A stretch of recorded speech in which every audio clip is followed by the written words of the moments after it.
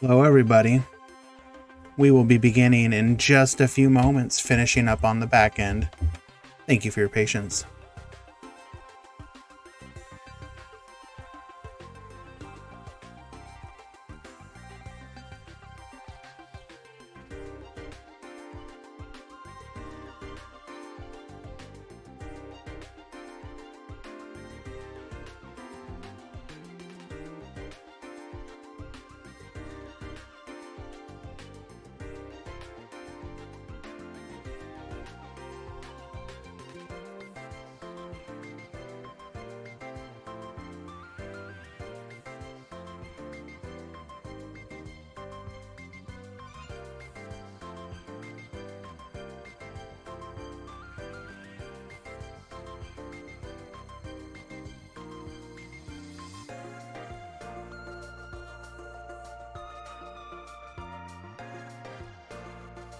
Good morning, everyone. Hello.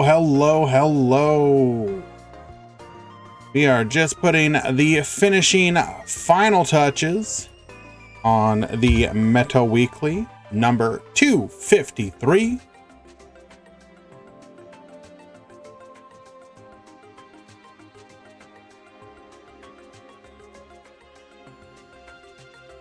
Gonna need a moment to just go ahead and get this done.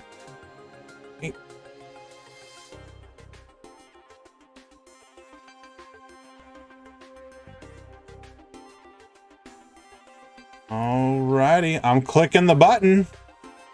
You can't stop me. I will get to you as well in just a moment, Zealand. Thank you so much. Do appreciate that. You are very kind.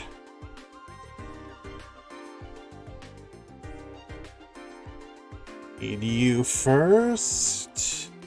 The button has been pressed.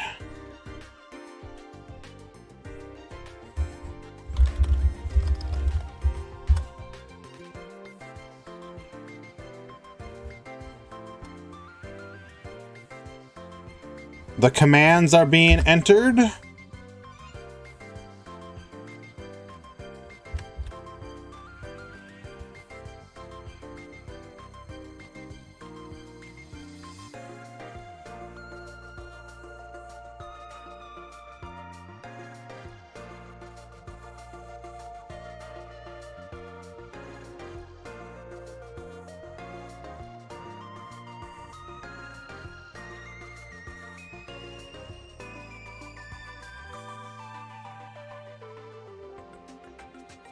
Alrighty. No side deck, correct.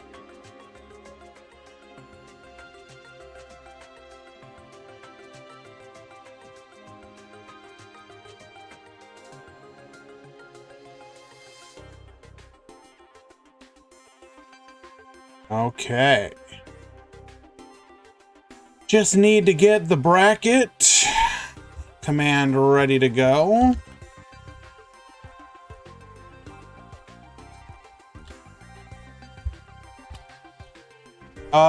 It's not that big of a deal, Enema Buster. You just have to have them there. The order doesn't really matter. Pixie Coco, thank you for the follow as well. I missed that. Thank you so much. And Zealand, once again, do appreciate that sub. That is very kind of you. It means a lot to me. Thank you. Okay. Looks like everything has been put in its proper place. All the T's are crossed, the I's dotted, and all that jazz. Okay. Looking like it's going to be a rather light one today. Looks like 3 rounds into top 16. Yes.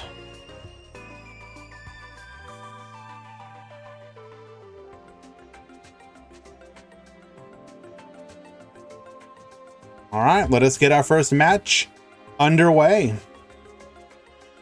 Hello, Neo. Michael.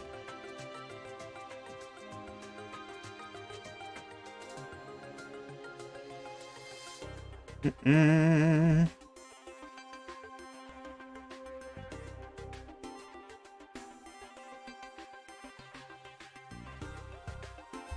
have no idea what you're doing here, Cole, but I am fully on board. Let's go ahead and get into our first match.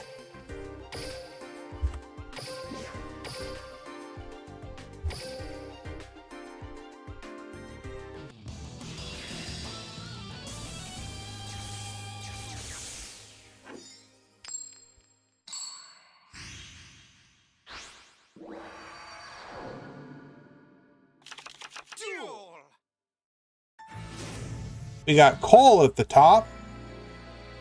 We got Ciutio Leo at the bottom.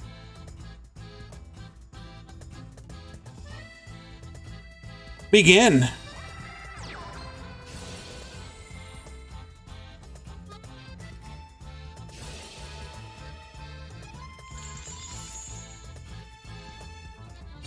Alrighty, at the top, are we on a farm deck? Because that looks a lot like, I was gonna say like my auto dual train farm deck, but we are on Infinitrack train ancient gear?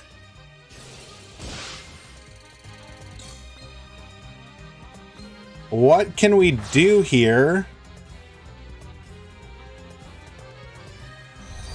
We are going to link summon for an Anger Knuckle.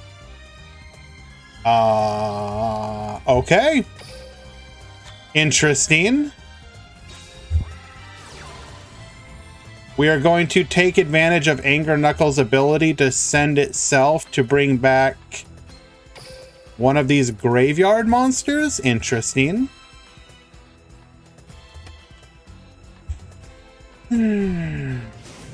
So how is everybody doing, though?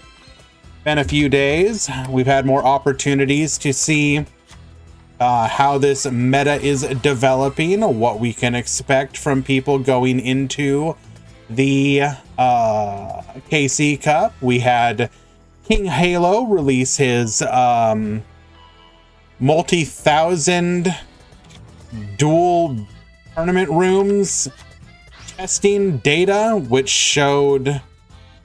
Where was that at? I believe Rezi shared that in the meta list channel. I believe, yes. Why don't we bring that up? Also, very interesting, pot of duality in Destiny Hero. Huh. I guess you kind of figure your first turn isn't really that important. Focus on the consistency over anything else on your setup. I can dig it. Let us see if it pays off, however. We're going to need to blow this up a little bit, I think. Only go 200%. Is that good? That's good.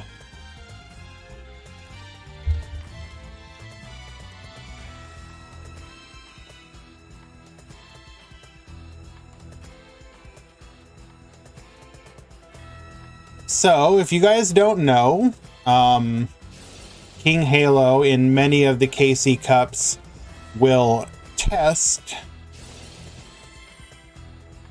with a bunch of the other top Japanese players, etc. And here is this format's breakdown. So obviously, at the top, you got Salamangreat, Mekk Knights, and then the surprise one, I think, is the Gimmick puppets. Just keeping an eye. What do we got going on over here? So, with 46%, we have Salamangreat. 14.4 is Mekk Knights. 8.3 is the Gimmick puppet deck that you've seen, maybe seen a little bit of, but is mostly seen usage in the Eastern tournament scene. Infernoids And what else do we have there? That is... not actually sure of that other one. TG as well. But I think Gimmick Puppets might be the sleeper deck that you see do well this event. Galaxy, thank you. Perfect. Yes, Galaxy, of course, making complete sense.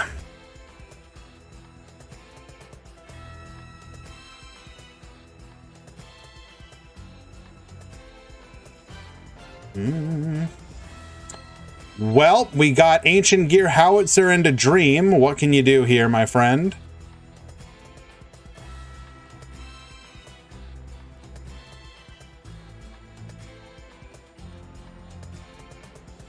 Hello, Qwerty. Quantum, Art of Battle. Wandering. Wandering, what have I been DLV maxing with? A little bit of everything. I've kind of been testing a bunch of different decks, but primarily Mekk Knight. I was trying different versions of Mekk Knight. Qwerty had a bye, not a DQ win. Quantum, thank you so much for that continued subscription, my friend. I appreciate you. Art of Battle, I believe that was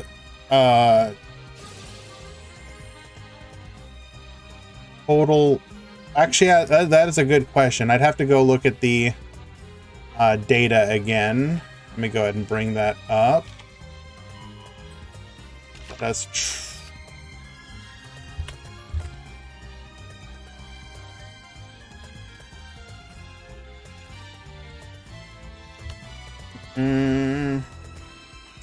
Okay.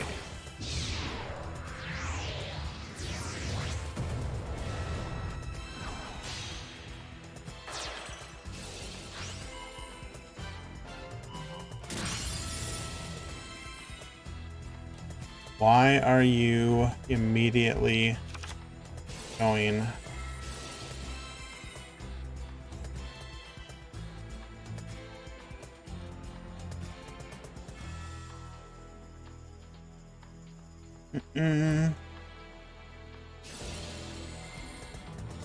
The Gimmick Puppet list, let me go ahead and bring up an example of it.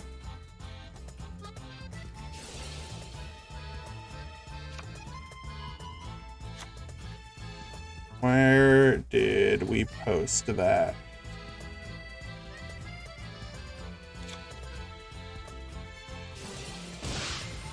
Okay, here we go. This was the list being used by King Halo himself, who has obviously performed very well.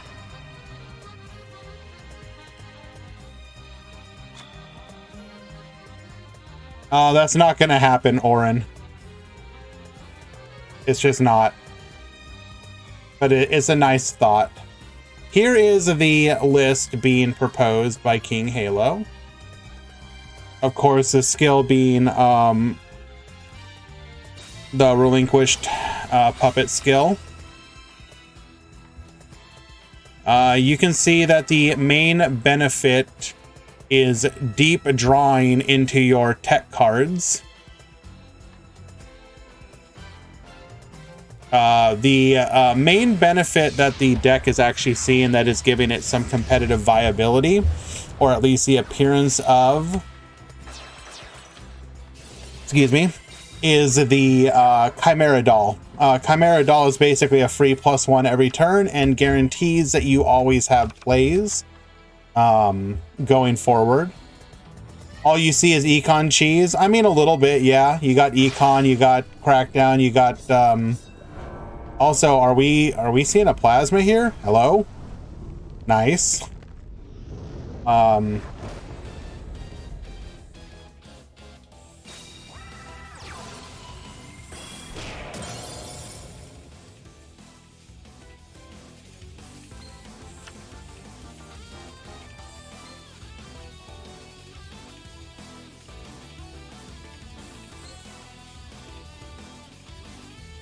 Wait a second. Shouldn't we have been able to summon with Howitzer here? I'm confused. It triggers in the graveyard. Oh, Dweller, I missed it. Right.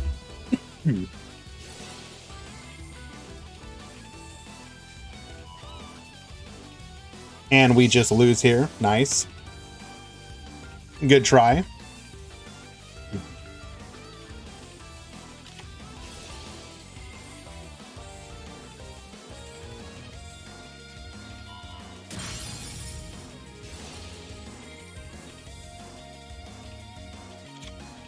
Sorry, tickle in my throat here.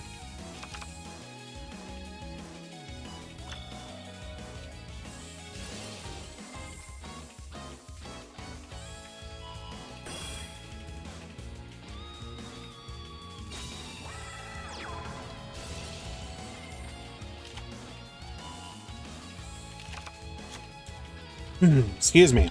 Alrighty. So yeah, is it a bit of an Econ Cheese style deck? A little bit, sure. But as long as that is in the game, that is going to be an option for some decks. You can't really look at Gimmick Puppet and see, like, I mean, the monsters don't do anything. What you have to find things to do. Now, I think the options are mind control style effects, such as the rank 4 Gimmick Puppet, Econ, Crackdown, stuff of that nature, and to take advantage of your ability to generate a lot of cheap bodies on the field. The other option is using those using the Xyz monsters themselves, since they effectively have no effects. Cards such as Barrage Blast can be extremely viable. Get the materials into the graveyard again, take out cards on the field. Obviously, you know, if you're going up against something like Salamangreat, destruction effects aren't the greatest, but you can force out back row, which can be extremely useful.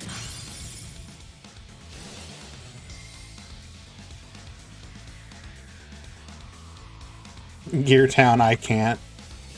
Are we gear towning into a Wyvern?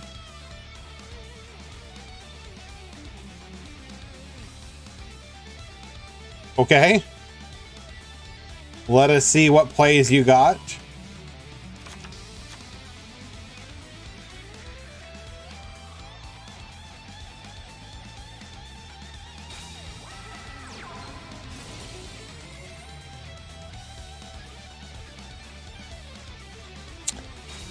Anchor Drill into Hunting Hound. Where do we go from here?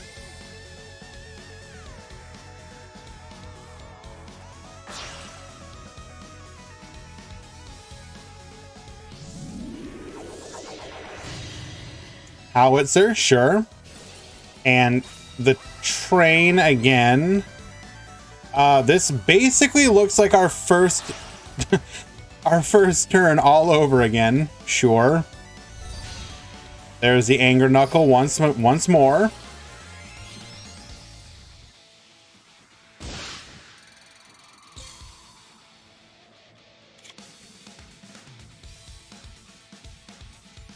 Alrighty.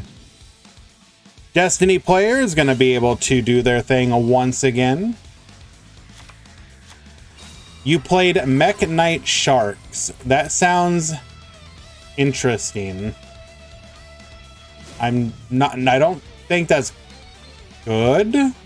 Like, what are we? Thank you for the follow, Aatrox.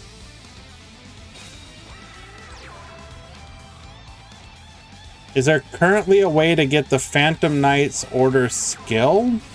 Shouldn't that be a lifetime mission?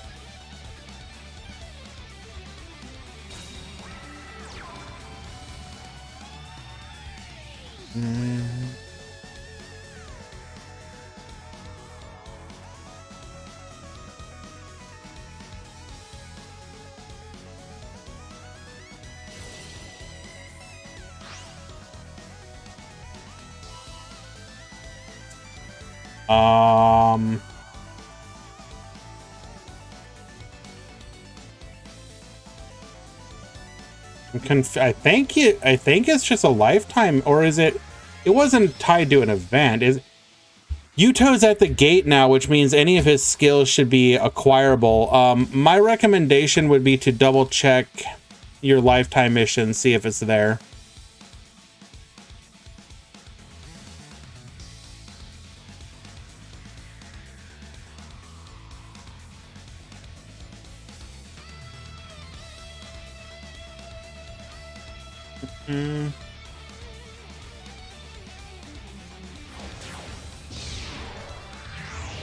Yeah, let me know if you find it there. It should be there.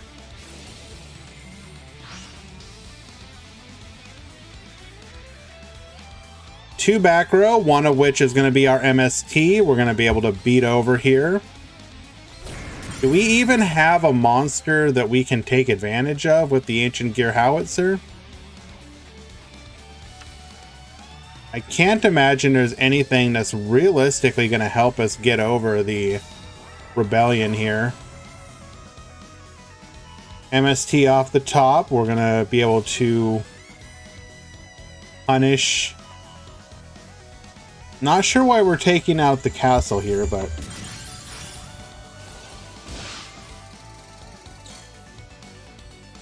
I will keep that in mind, Steven. Thank you.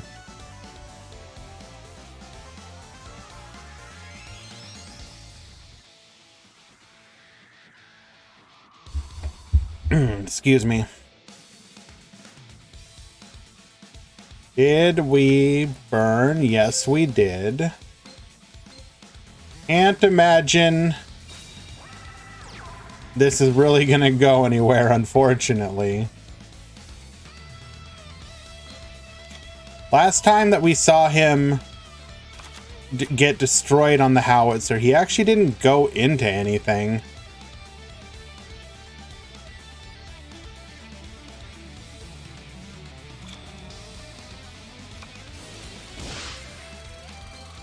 What are we worried about?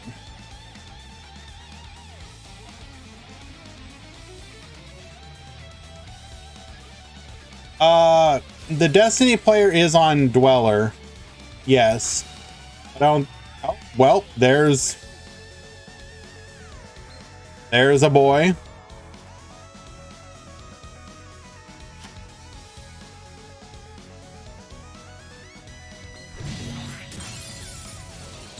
Gonna go ahead and crash to trigger.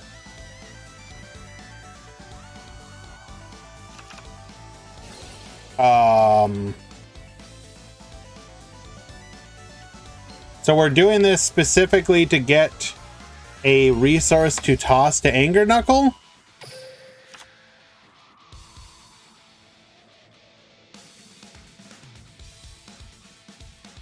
Back to the Destiny hero player.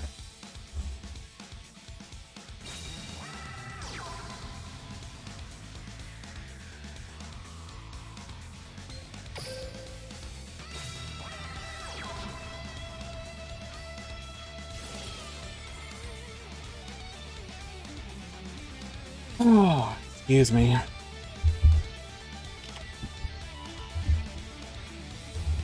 There is the plasma once again. I think this is going to pretty much wrap up the duel. Fortunately, not really sure what the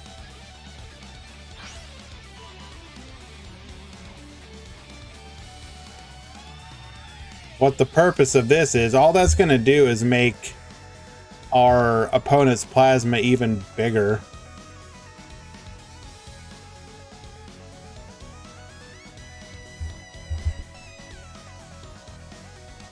So what about you guys? Any plans for what you actually plan to play during the KC Cup, if at all?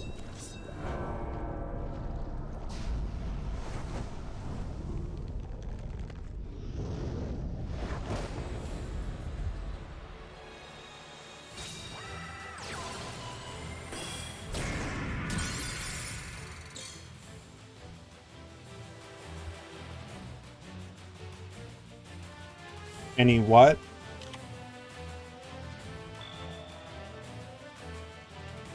Stage 2 only for gems. Keep my sanity. Fair.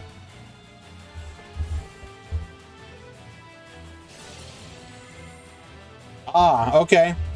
So there is a lifetime mission. That is good to know.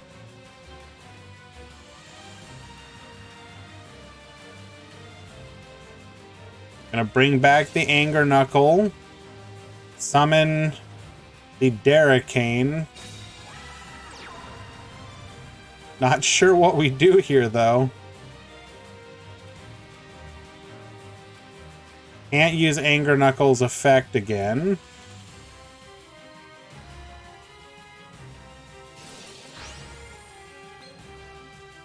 Wait.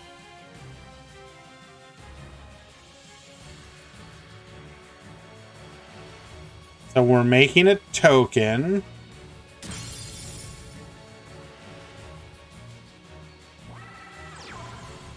What do we do here?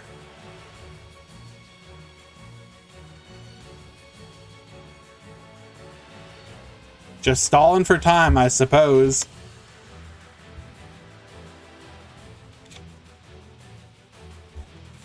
Let us take a look, see if we can find any other matches that look interesting for us today.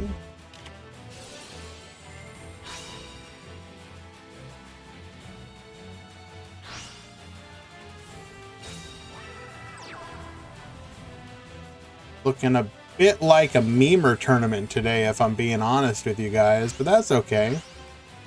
I'm down.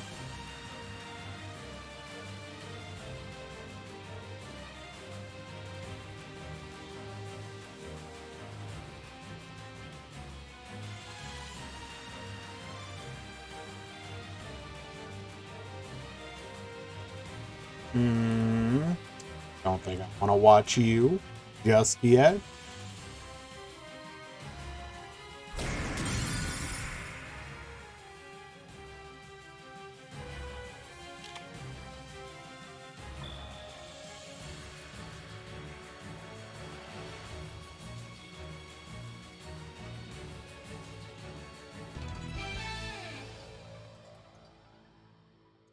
Alrighty, 2-0 victory for the Destiny Hero player.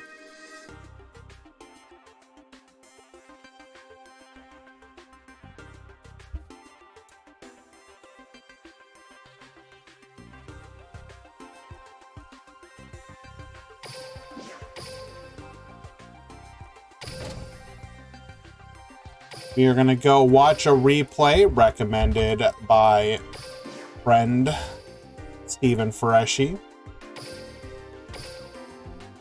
This is going to be Master G versus Stephen.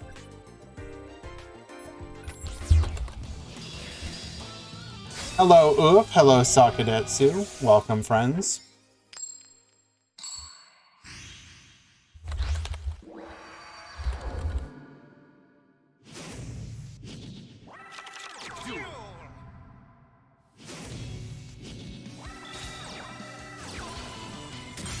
All right. Ancient Gear Castle into Ancient Gear Catapult into Wyvern. Adding Gear Golem to hand. We're going to go ahead and summon Hunting Hound. Interesting. Okay. Could we not? So we are... Okay, we're not on the other skill. We're on the main skill, right? So we cannot special summon from hand, or rather normal summon via the skill. So putting it into the graveyard. Master G, of course, on Synchrons. We've got Synchron Carrier. We're going into Shooting Star. An attempt to go for lethal here. Use a skill, making sure he's got Synchrons on the top of his deck. That is 3 attacks. That will not be lethal, though, because Howitzer will wall up with an ultimate pound. Pound going to the graveyard, adding a copy of Polymerization, adding a Wyvern back to hand.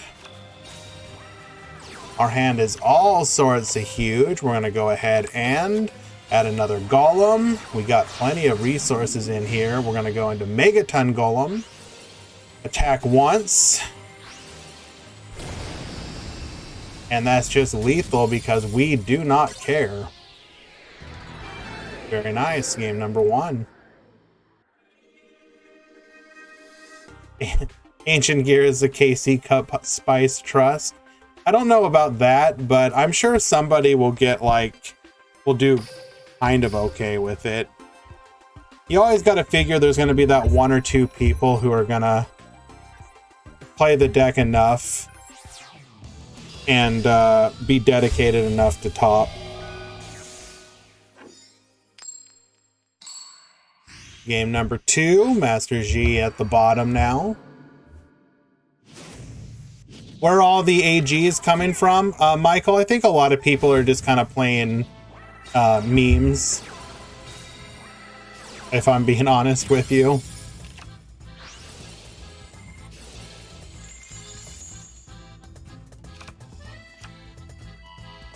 Like, the turnout is pretty light today, but I can already tell you, looking at the decks, it's a lot of people trying out random goofy stuff.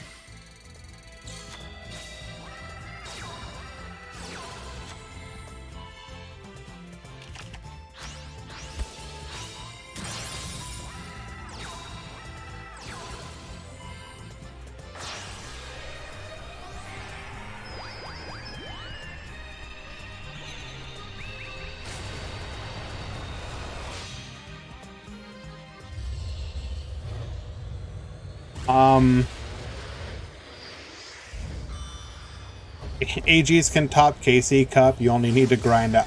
I don't think it would be 1,000. Even Cyber Dragon only had to do, like, you know, 600 to 800.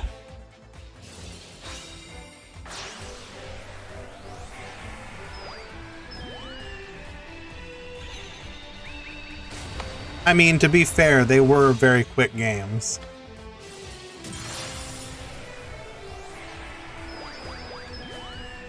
Wrong button. Sorry.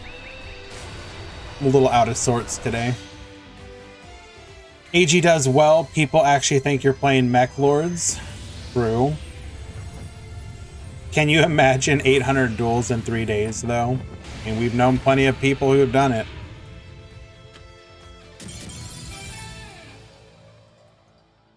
Game number 2, going to Master G.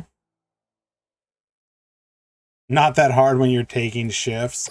Okay, even in that scenario, you're still, like, playing a duel every, like, 3 to 4 minutes.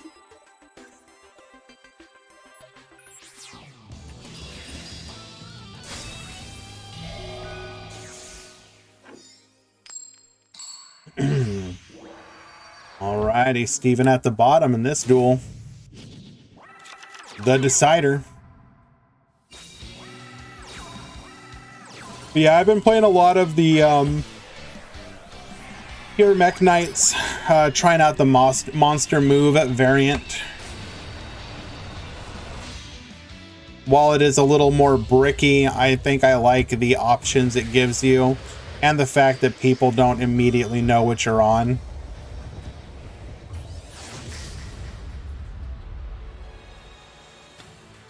This KC Salad Cup will be insane. I think so. And I think the fact that we're finally here and can potentially start coping for what the ban lists are going to be is going to be what's really most interesting about it.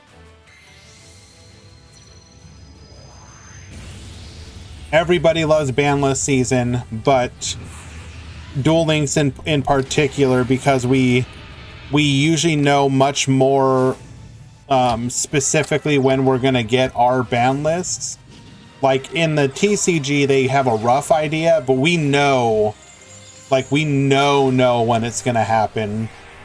Like almost to the day, you can at this point can kind of guess when you're gonna get it.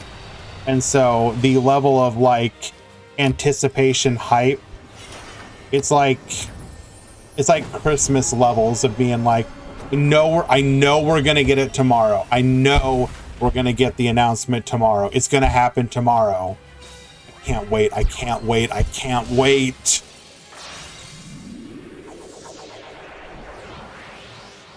I mean, obviously it's its own beast, but Like the way I personally approach like TCG ban. Excuse me? Did we just get Did we just get Kaiju'd? Or Megaton? Didn't matter though. What if they don't hit it? How much would you mauled? What it, like, you mean don't hit it at all? Like literally untouched. Like they announce a ban list and they hit like, I don't know. I would probably just immediately quit the game. I'm not gonna lie. I don't think I would have it in me.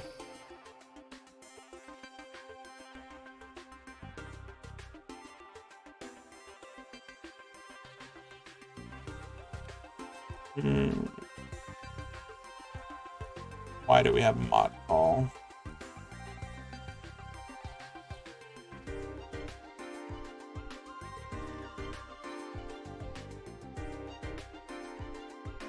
Okay, I leave you guys to handle that.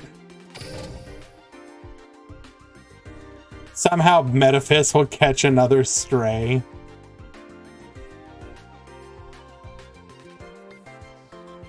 Ban this tomorrow, only BA nerfed and a buff to Black Rose. Actually, unironically, I think at this point I would be okay with a buff to Black Rose.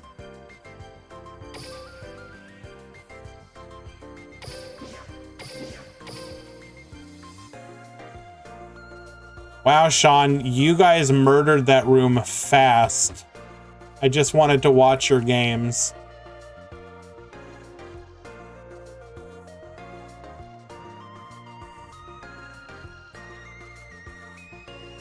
Who can we watch instead?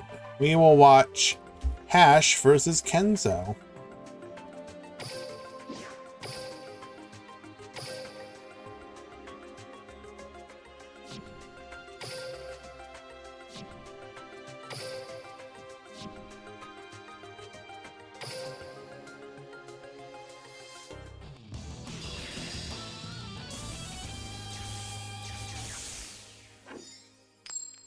They're gonna hit Mekk Knights and BA, then announce Spinny. Oh no. This might actually be game 3. I wasn't able to tell. Regardless, Kenzo is currently up a game. Should the Mekk Knight trap be limit 1? I mean, are you talking about secrets? Like, absolutely. Why wouldn't you want it at 1? You're asking, should skill drain be at 1? Skill drain shouldn't be in the game, but 1 is at like the bare minimum. It's not skill. I know it's not exactly skill drain, but in Duel Links is probably the closest we've ever come to skill drain. Is it overpowered? No. Is it a borderline problematic card that needs to, you'd love skill drain at 3? I'm sure you would, oof.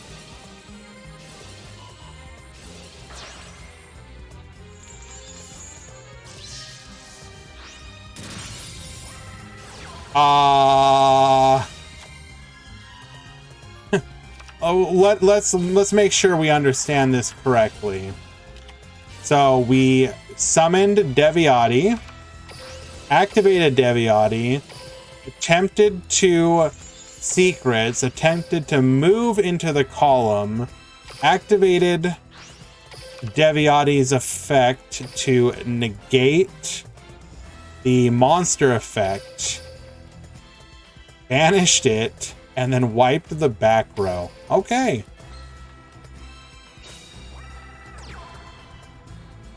I don't have a problem with Infernoids. I think they're like borderline okay.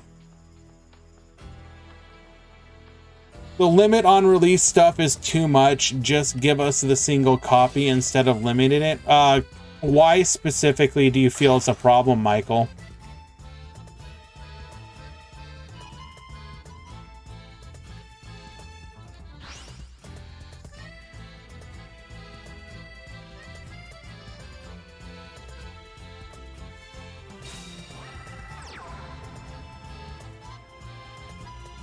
Yeah,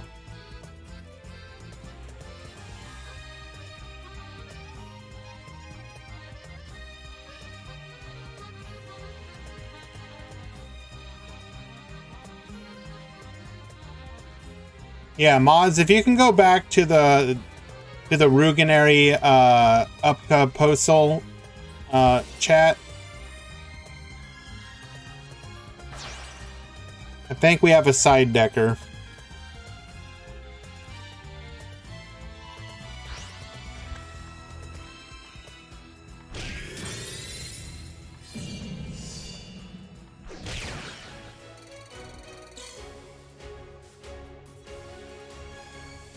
Why is Reborn still at 1? Reborn's a very good card. Would you want Reborn in every deck? You have to avoid... So you have to be very careful about making power cards, like, not limited. If you get a bunch of power cards and then every deck is just going to run them, then you run into the early problem of Yu-Gi-Oh! Where all the power cards are just... You know, okay, start building your deck. What do you put in your deck? Well, I put my Pot of Greed, I put my Graceful Charity, I put my Raigeki, my Feather Duster, I put my Monster Reborn, etc. Like, you get to the point where, like, half your deck is power cards before you've even approached, like, what your deck's actually supposed to be. You want to avoid that. And so, Duel Links banlist system is really good at that.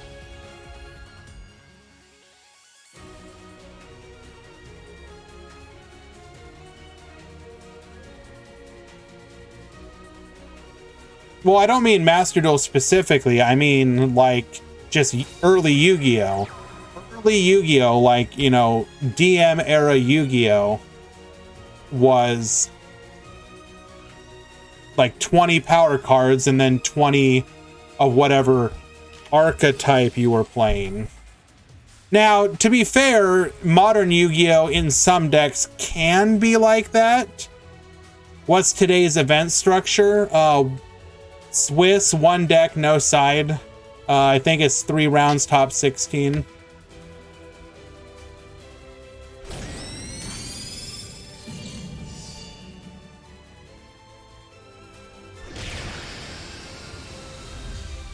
No problem, super happy to help.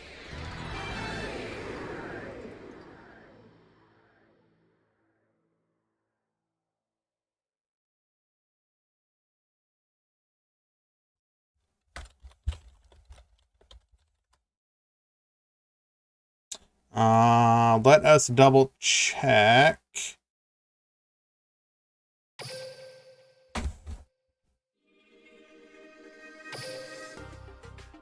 Okay, so that was game 2, which Hash won. So we are going into game number 3.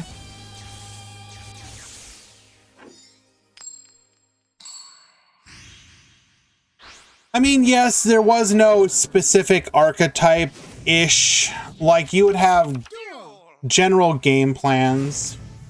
It blows my mind we still haven't gotten Madolche support in Duel Links. They're probably worried.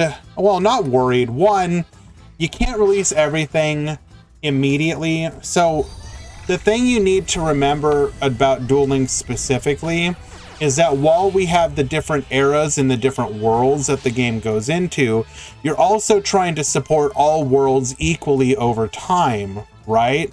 Like, you don't want it to be that, like, in Vrain's world, you're only gonna get Link stuff, because that hews way too closely to the TCG. We are our own meta, and so sprinkling support out over time is perfectly fine. Now, should Madolche in particular have been in the game already in some form other than what we have? Like, should there have been a second wave of support? Yes, I agree that it probably should have, but it probably should not have been like full power Madolche. I think that could be extremely problematic. Like, couldn't the like, unironically, couldn't like Madolche with their like negate cards and stuff kind of become borderline a problem if you weren't careful with it. Like, don't they have like an Omni?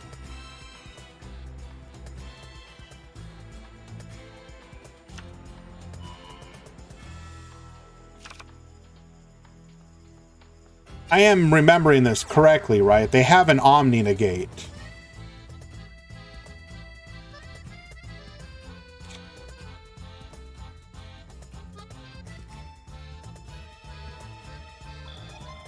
I mean, yes, salads have an Omni, but I think we're in agreement that the Omni negate in salad is a bit of a problem. So adding another Omni negate when realistically we should be like really careful with the Omnis is what my personal recommendation would be.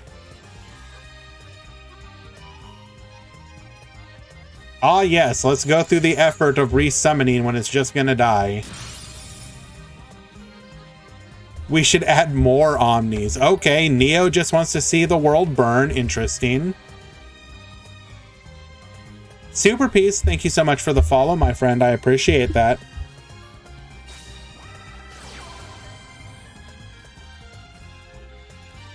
Could you imagine, dude? If we got totally awesome, Water Xyz would like just shoot like the Toad version of Water Xyz would just skyrocket to the top.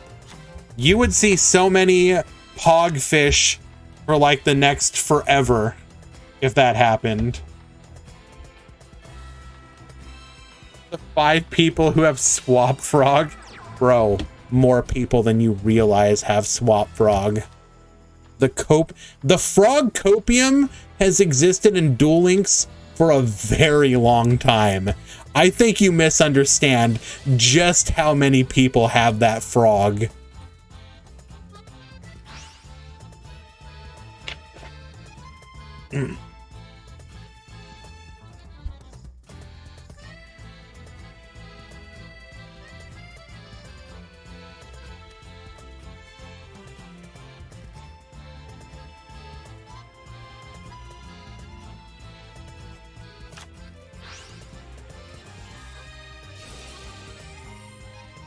Quantum is just hanging out with all the boys. My alt account is dedicated to water decks. One day it will be relevant. What do you mean one day? It's always been relevant, and it always will be.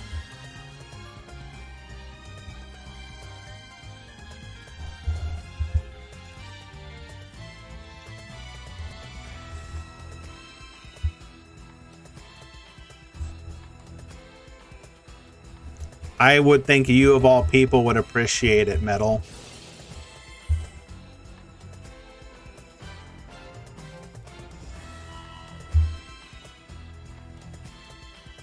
All right, we've got a wall of Infernoids. Can we survive? Well, Raspy, we literally have no other option, so what else are we gonna do? Hello, Duel Links Potato. How are we doing today? Are we smiling in this rocky world of ours?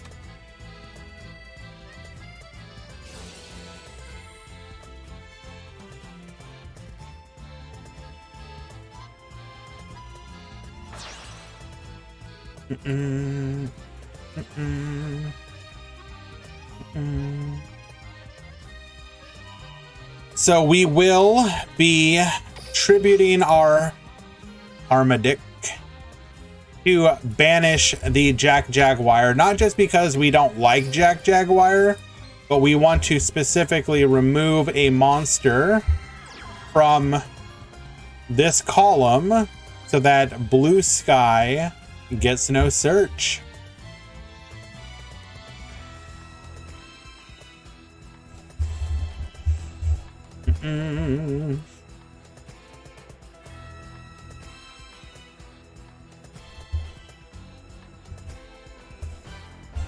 But yeah, I have been thoroughly enjoying Mekk Knights.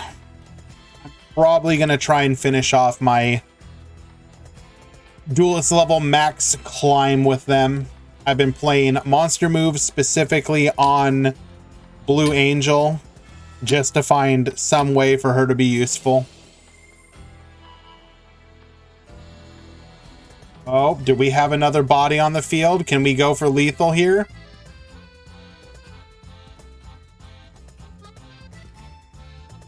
Hello, wanted.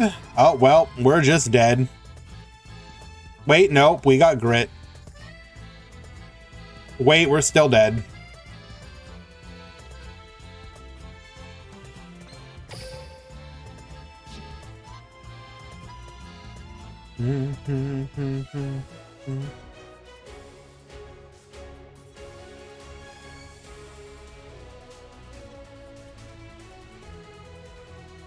I've been playing pure, yeah.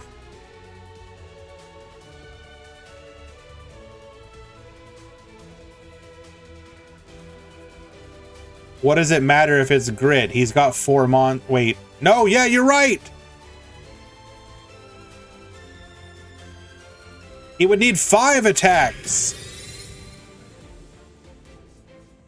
We survive. Let's go.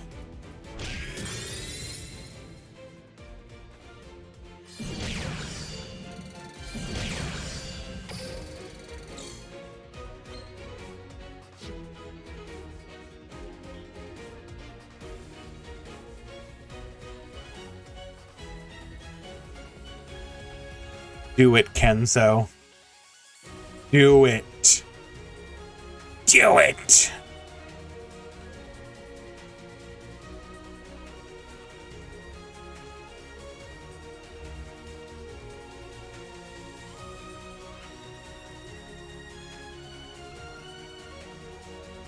It's not any number of attacks. It is the first attack that would be lethal.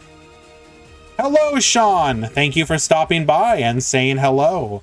Why did you show me your room so quickly?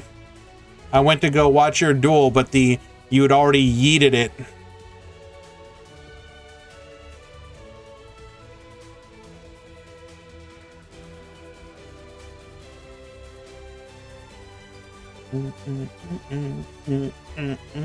Hello, Sepakui.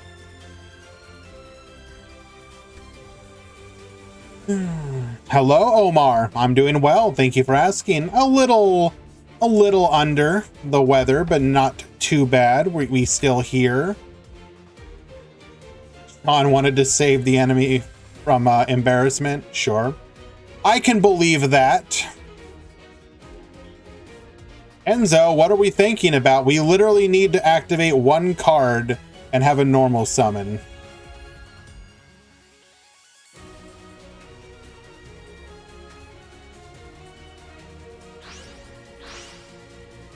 There we go.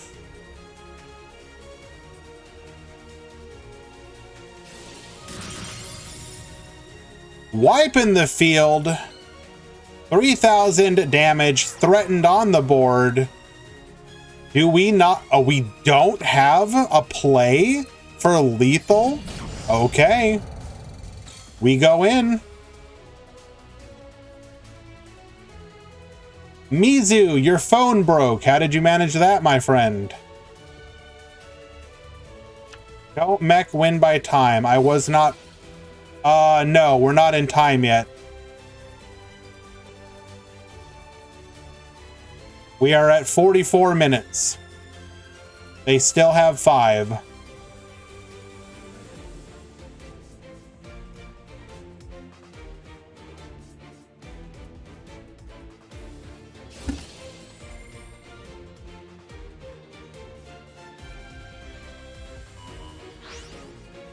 How do Infernoids work? Do you actually not know?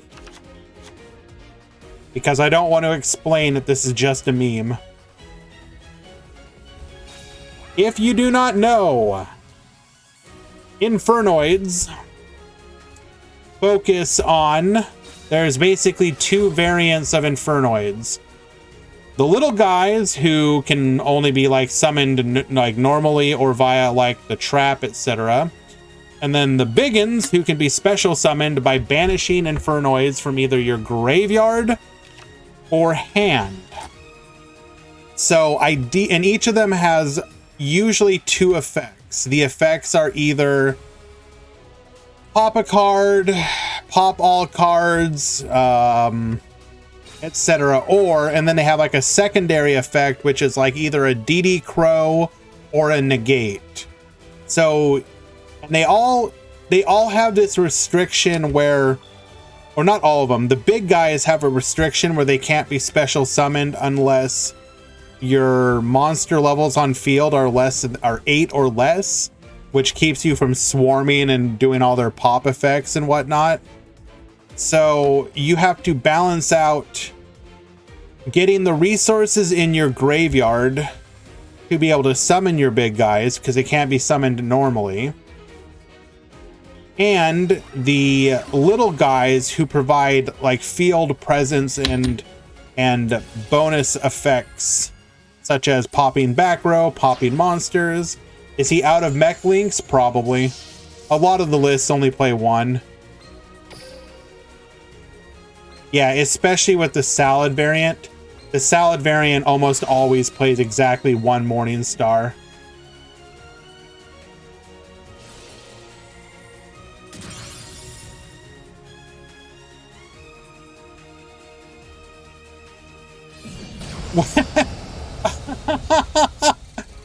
So we activated Pot of Duality, negated it with our own monster just to get it into the graveyards, so that we could then resummon it and wipe the field.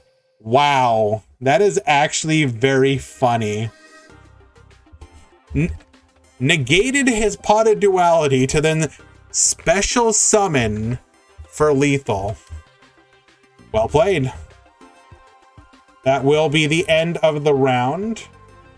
That is a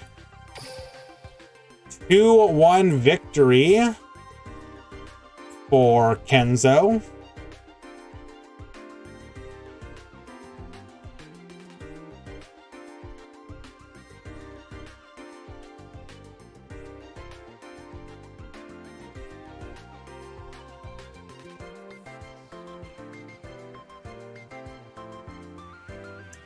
Alrighty. We are in round number 2.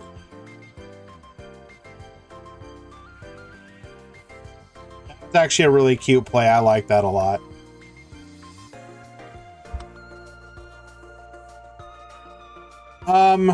In Duel Links specifically, Infernoids typically have been focusing on using a trap to special summon a bunch of them, which will then usually get run over by the opponent, but it'll set up the graveyard resources you need for your big guys.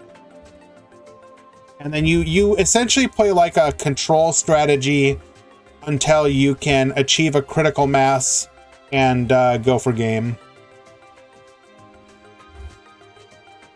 They're a neat deck. I like them.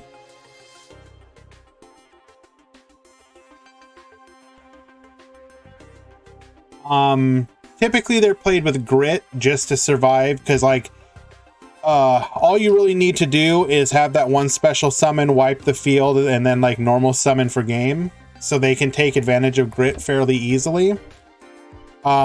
We have been seeing people use level reduction as a skill.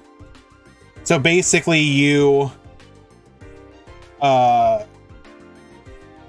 get one of the big Infernoids on the field, and then after you've taken some damage, you can level reduction your monster to a level that will allow you to summon another Infernoid from the graveyard or hand.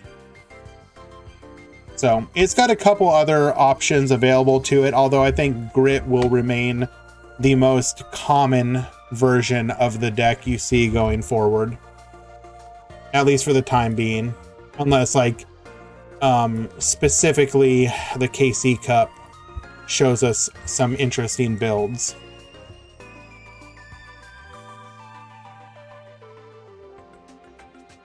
I would say that if you are personally playing against an Infernoid deck, just be aware of what your opponent, what monster their normal summon has sent to gain the effect of, because a lot of people will be unsure. Does my opponent have a monster negate? Does my opponent have a spell trap negate?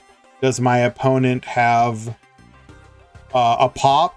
Pay attention to what they send off of their normal. Forget the name. Let me look it up really quick.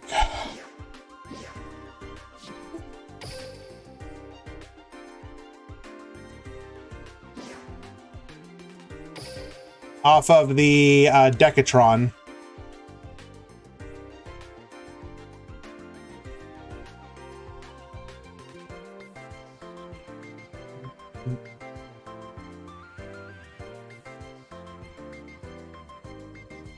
Okay, let us find our first match of round number 2.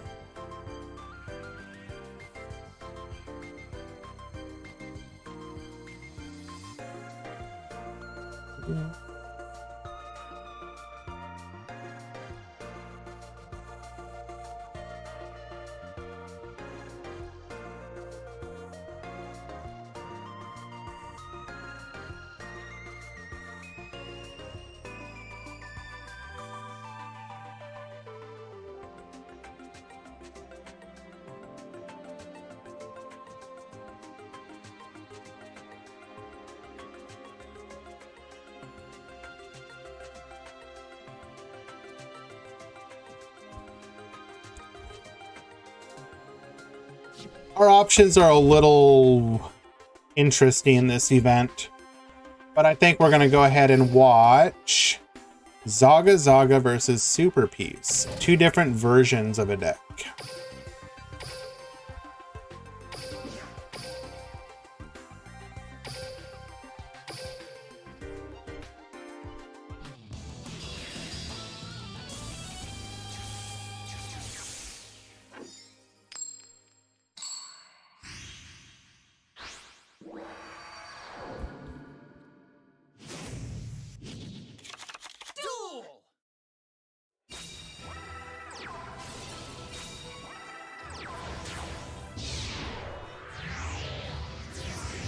And I'm going to take this opportunity to handle a little background work. I will be right back.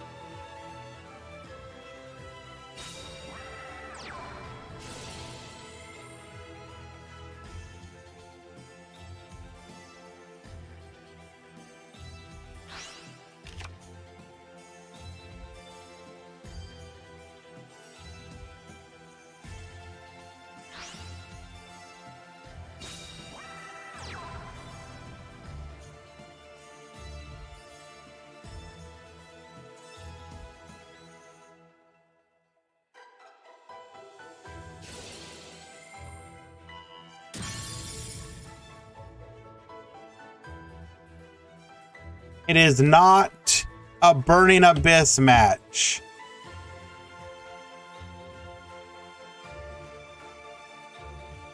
And yes, Akira, in the KC Cup testing that King Halo did, Gimmick puppets were seeing a fair bit of success. You can see there the 3rd most represented deck after, what is it, like 2,000, almost 3,000 duels.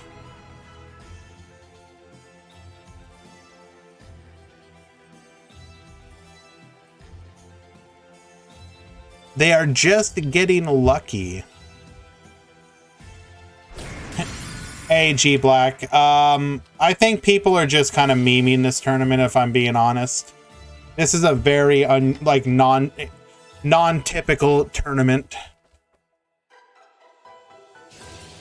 Was there a ban list? Nope, not yet.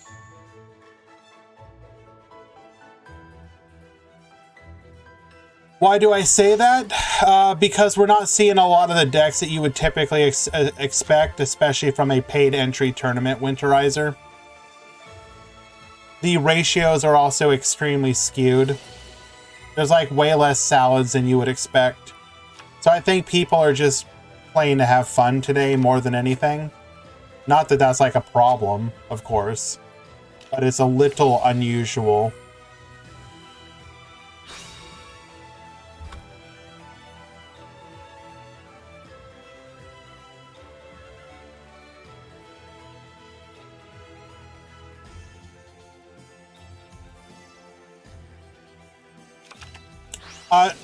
Keep in mind, I don't mean that for every deck. I would say like 2/3 of the decks seem serious, but there's a couple that are very clearly like, bro, you're playing Ancient Gears. What are you doing?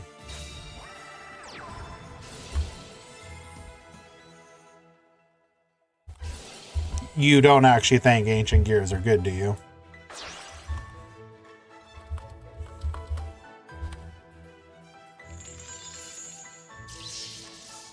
Why is there a big dragon on the field? Because turns out this monster is in fact a tuner.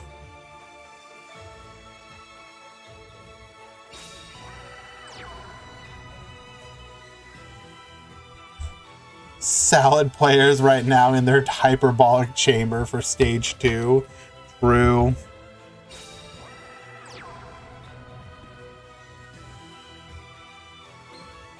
This is Infernoid Burning Abyss, so we're gonna see if they're gonna be able to pop off here.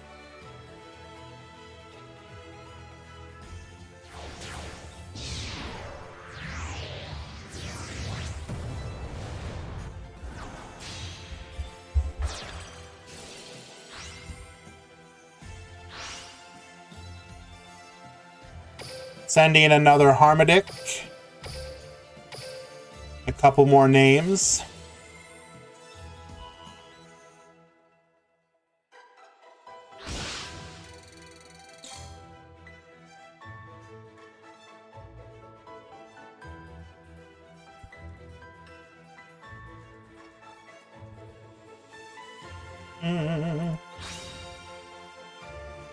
Our bot broke for the tickets, so I'm being forced to do tickets by hand. And I'm going to tell you right now, I am not happy about that. It's so annoying.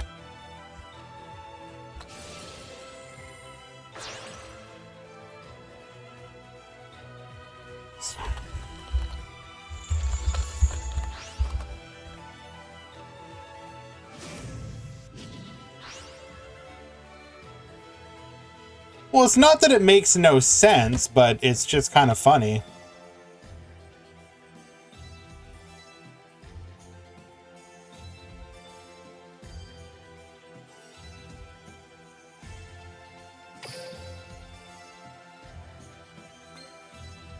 Electing to not get rid of the hot red dragon Archfiend.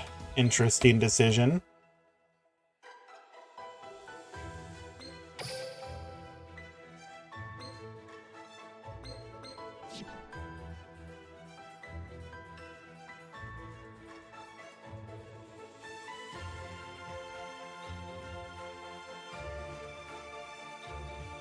Are we, like, actually talking about playing Crystron Lifestream Dragon?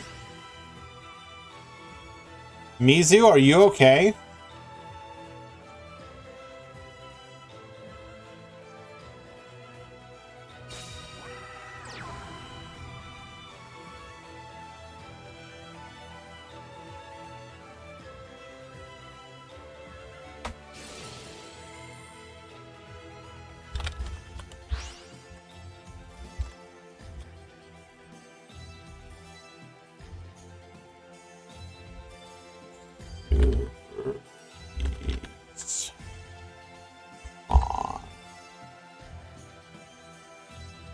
Darkness, light.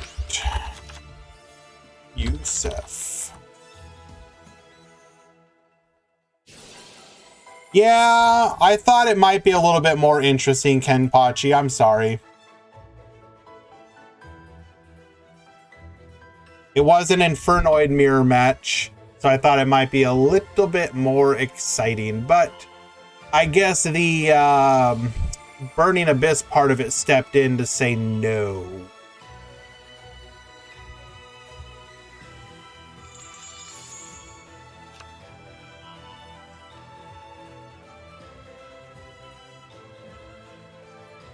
So we're going to go ahead and see if we can find another match.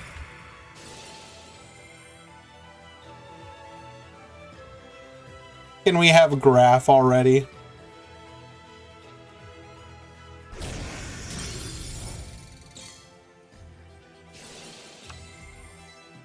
Yeah, we're going to go ahead and dip from this match. We got another one we can go watch.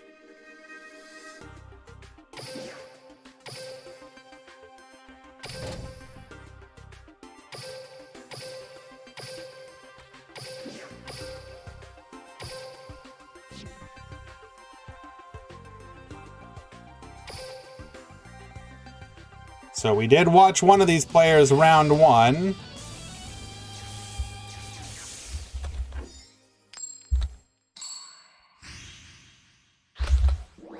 But we are watching for the bottom player. Hello, Brawl.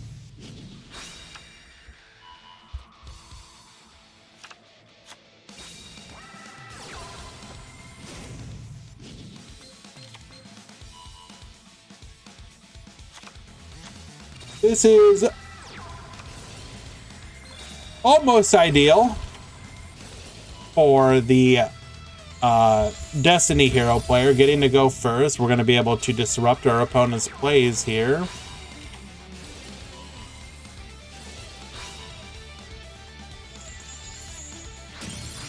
We're going to expend literally every single one of our resources.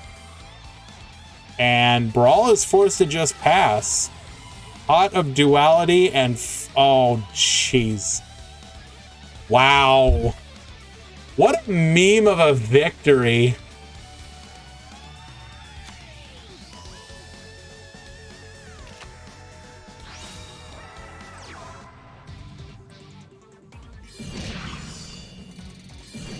Technically speaking, we could have had... because of the change to the skill, we could be on Tightroid, but very clearly was not. Ah, yes. Pot of Duality into lethal in a hero deck. Something you expect to hear every single day. You did not stall for as long as I wanted to. Who are we going to watch next?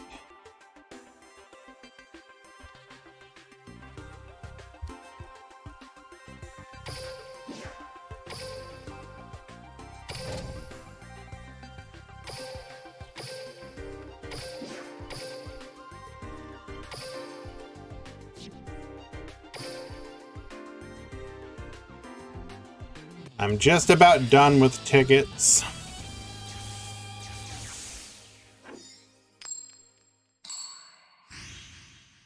Garrett is currently up a game against Hans.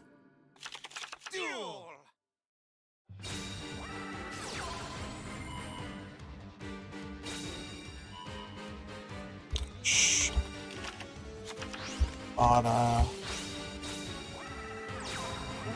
Mommy.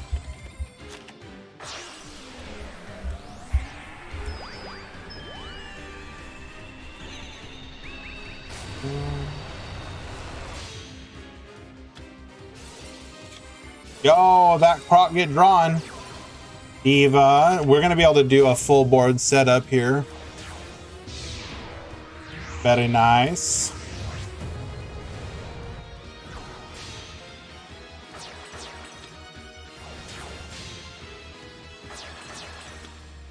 Double Dweller.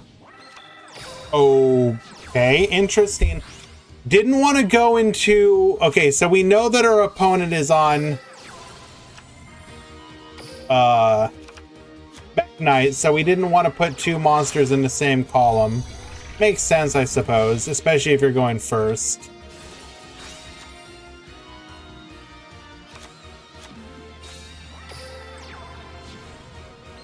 We're gonna have to respond to this summon.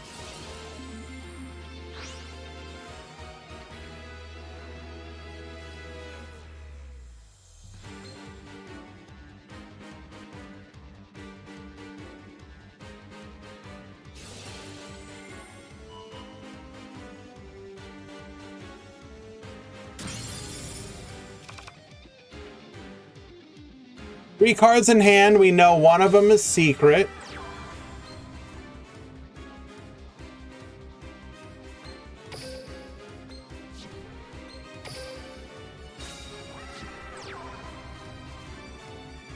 Cannot currently get over the Mekk Knight, as its effect requires us to have a monster in the same column. We know one of these is likely going to be the secret. 2,800 Dragoons, by the way.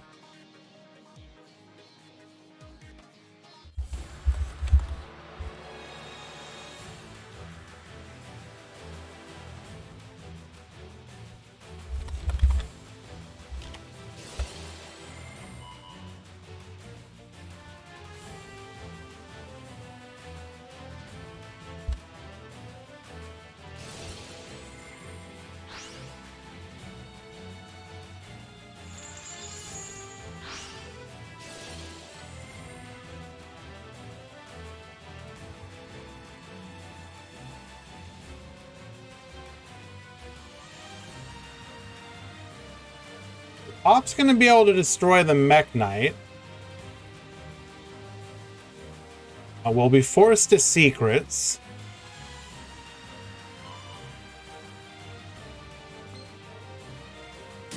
Taking out the castle, though. Interesting decision. Is that correct? Probably, I suppose. We no longer have a pop available to us.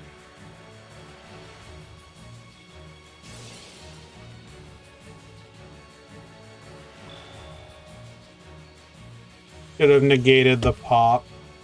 Yeah.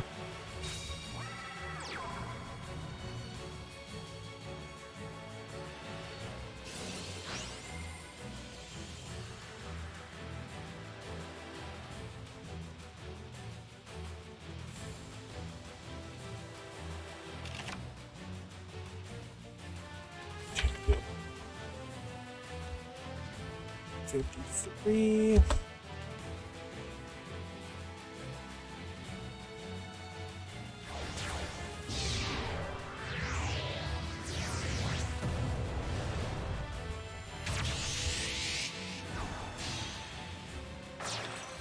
Going in for the Sin, and we have lethal on board.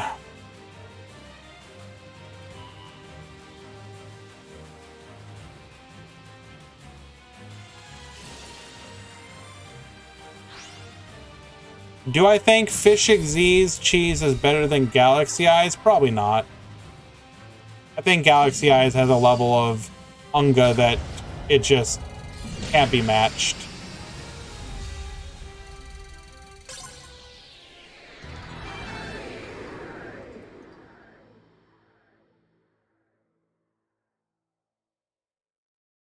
Well played. Game number 2 going to Carrot.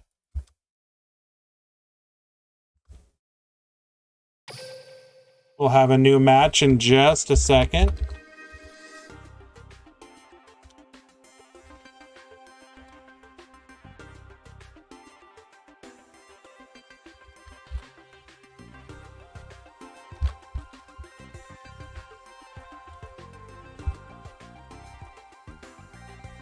Okay.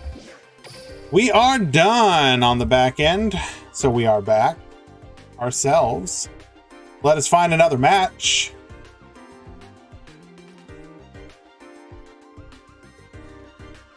Who do we want to watch here?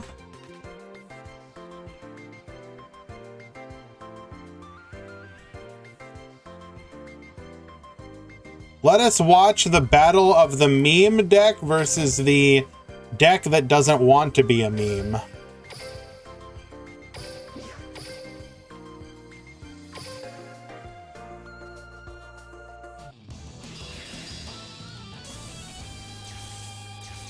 BA needs to sleep for now? Carrot, don't say that. Come on. Bro, no. What did we translate his name to again? Everyone is happy.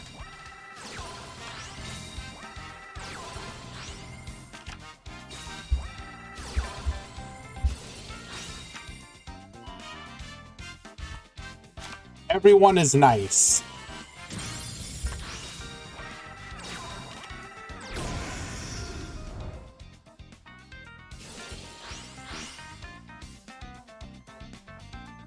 And then we got our boy, Darkness Light, on whatever star, whatever, I don't even know how to describe what his deck is. Everyone send nice.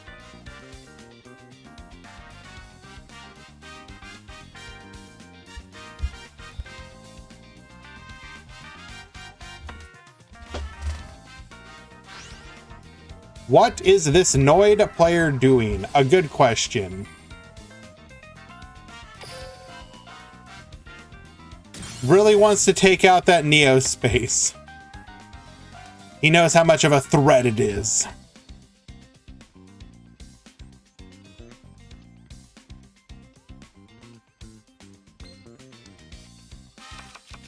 I want to know what kind of brick my boy Darkness is on here.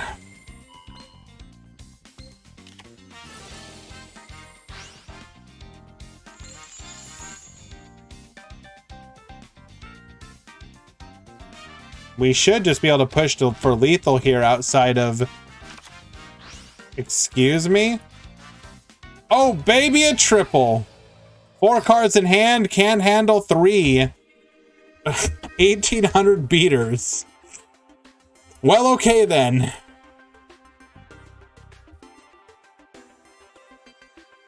I appreciate you, Darkness. I really do. What are you doing, my friend?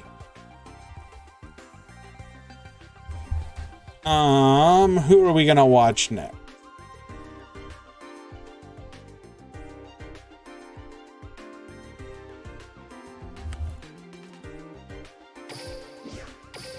Yeah, I get the feeling my boy bricked on, like, a really unplayable hand.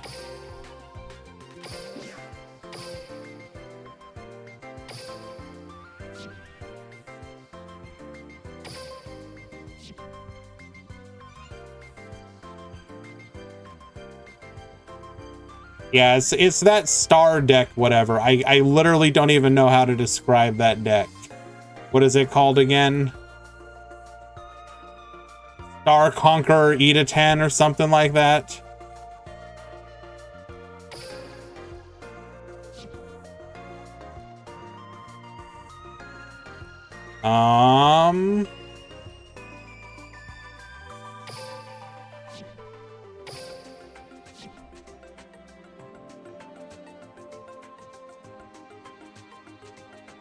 Daily reminder, ban salads and release dragon rulers. Oh, we just want to see everything burn. Okay, I can respect it.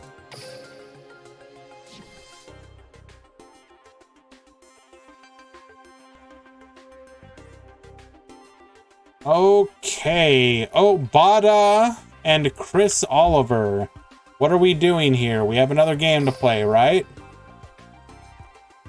Why are we jumping tables?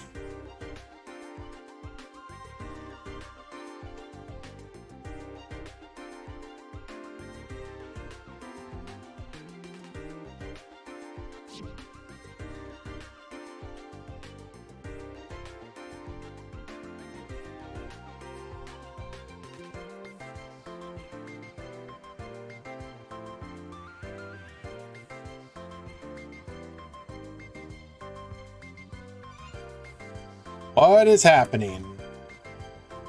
Okay, both players are finally back to the table. Thank you for wasting time. Appreciate you.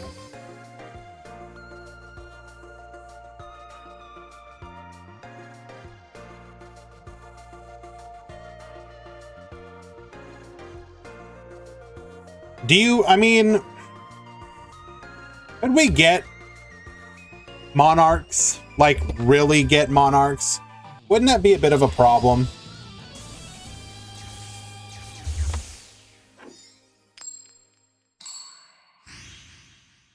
I assume you guys are talking about, like, full power monarchs, right? Or virtually?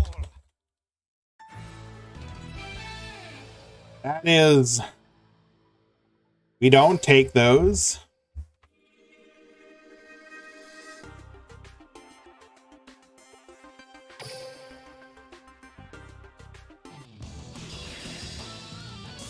No barrier statues and no apex avian.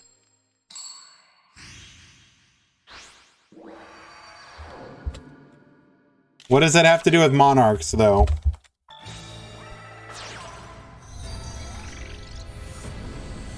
Okay, game number 3 between Chris Oliver and Obata.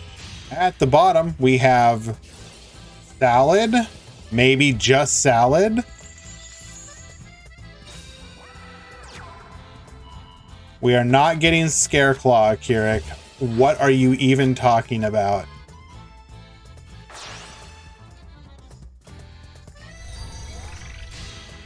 Now, a deck that, you know, a deck that I think could come, and I have been having quite a lot of fun with, as I farm for gems on Master Duel so that I can have them ready for when Labyrinth gets into the game,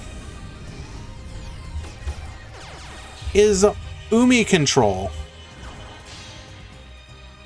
Do you think we could get any form of Umi Control in Duel Links?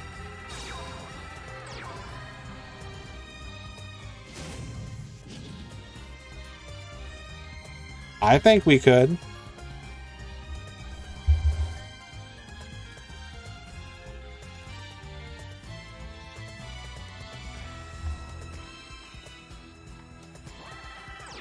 Because okay.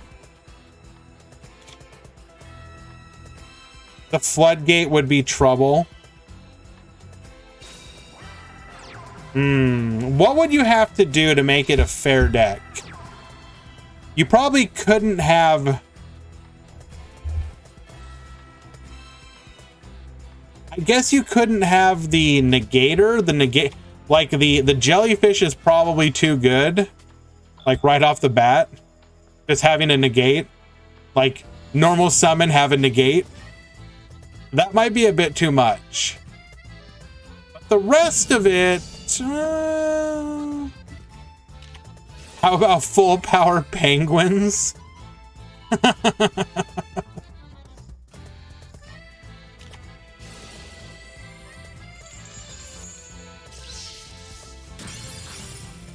If you can't out the floodgate turn 2, you die. True. You aren't wrong. Hello, L Energy.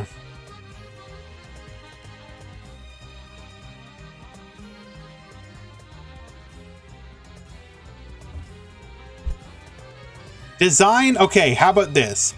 Design a skill to make penguins playable. What do you got? Give me your 2-minute penguin skill right now. Do it.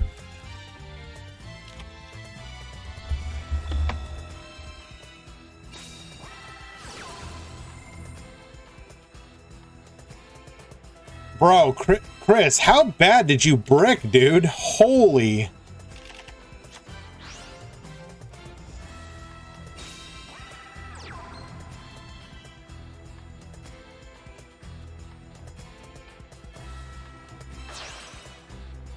Reveal a penguin in hand, set a penguin from deck, returned the revealed back to deck.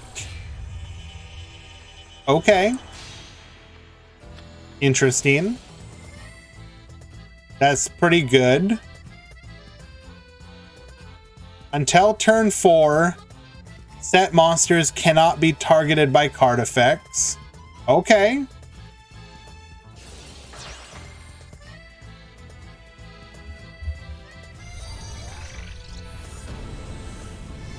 No whale, no jelly, no kraken. Ah, so just no deck.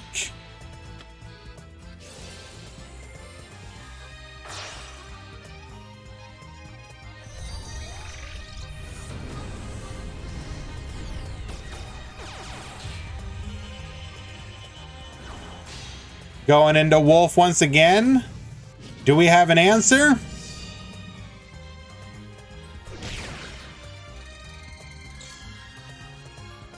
We do not. Do we finally get to play the game known as Yu-Gi-Oh? Oh, hello. Where's your straight up ancient gear? Thought he was Mekk Knight.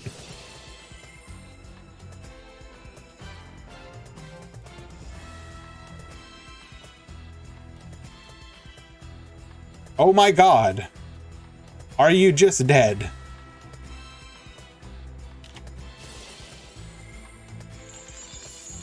We are forced to negate the Ancient Gear Fortress.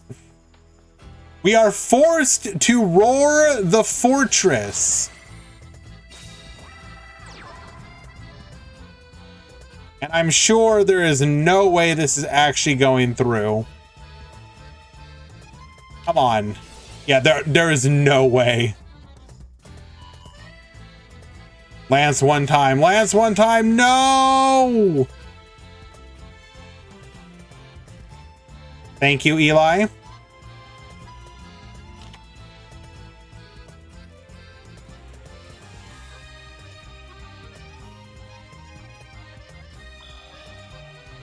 Appreciate it. And now we just clean up. Salad, clean up. Aisle 2. I don't see how any deck called Penguins can ever be good, Raspy. Come on.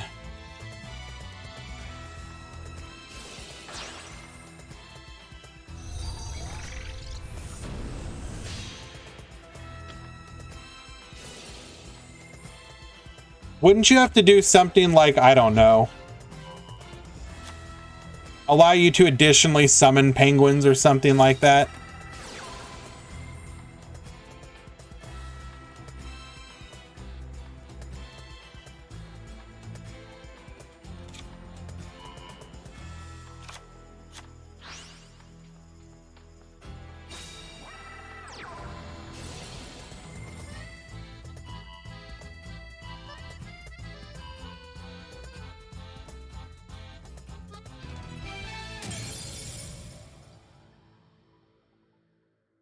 And Obata wins game number 3. Yeah, Chris just didn't get to play the game there.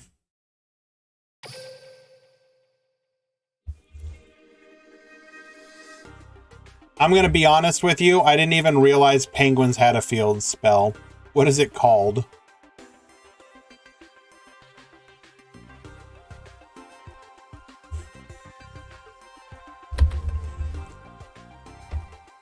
I can't tell if Obata is just trolling here. I don't normally share this stuff, but this is just funny.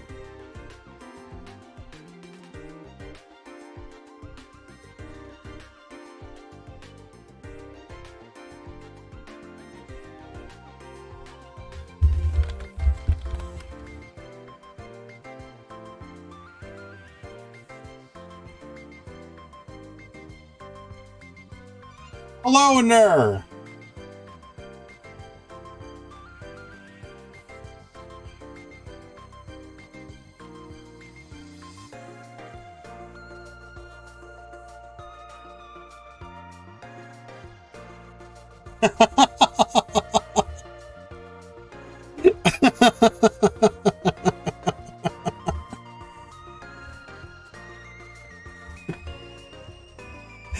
He's not wrong.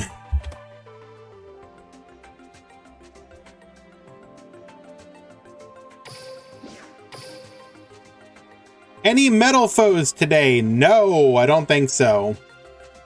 Guys, I'm going to be honest with you. Today's breakdown, because of just, I don't know, people got together and decided we're going to be weird today. Also, we just didn't have a lot of people enter today, which is unfortunate.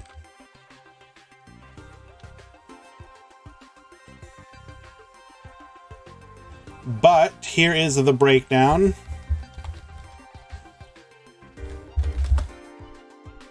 Thank you again to Eli for gathering this for me.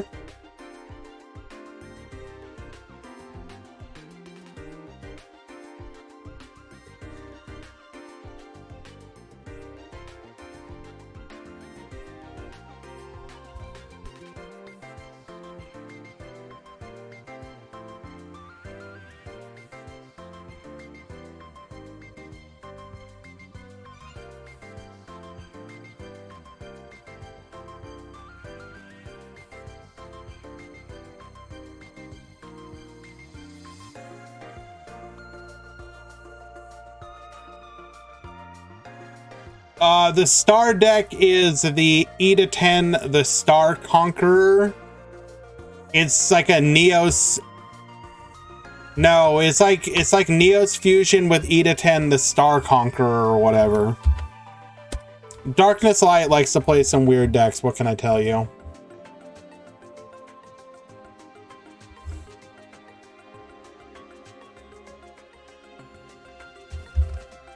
Like, I'm telling you, today's breakdown is just weird. I don't even know. I don't even understand it.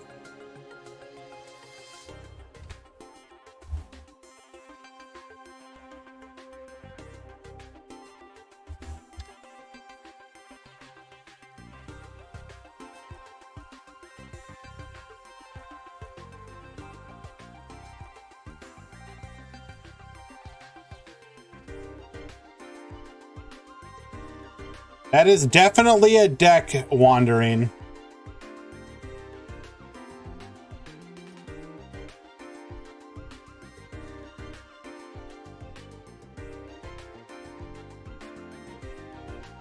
All right. Round number 3, final round before top cut.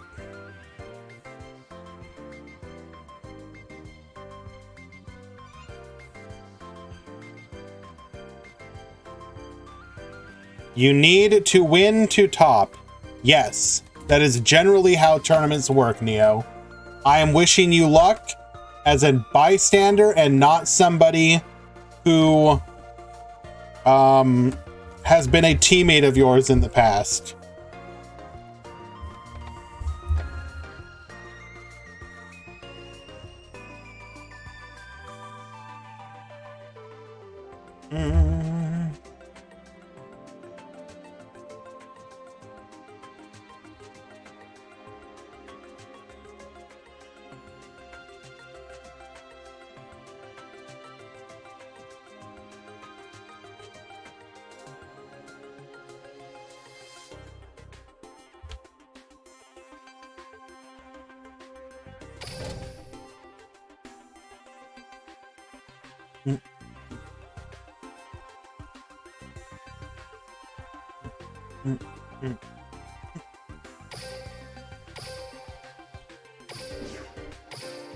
We are gonna watch Yusef versus Zaga Zaga.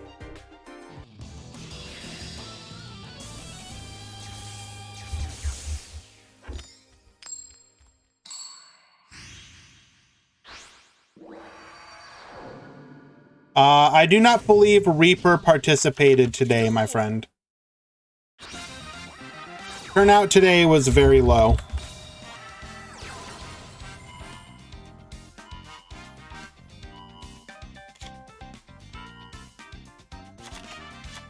That said, I am probably going to host my own tournament.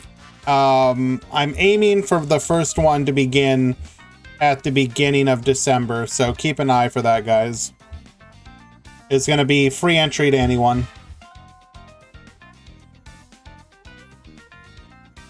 As we get closer to it, I will encourage anyone who is interested to join the Discord, and we'll start hosting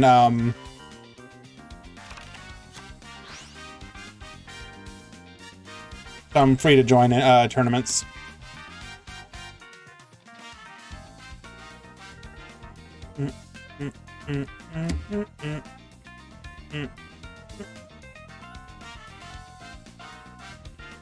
The prize, it'll probably be similar to the prize pool of the Meta Freakly. $10 for first and second. Is it going to be weekly? Probably.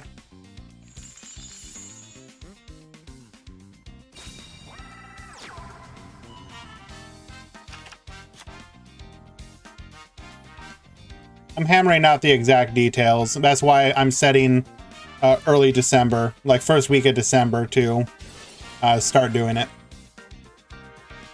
It's not a league, Deathroy. It's just going to be a tournament. It's basically going to be Meta Freakly, but anyone can join. So we have Pure Infernoids versus Pure Salamandrate. Expect this to actually be a matchup you might see fairly often during KC Cup at some point. Infernoid's looking to be a bit of a spoiler deck.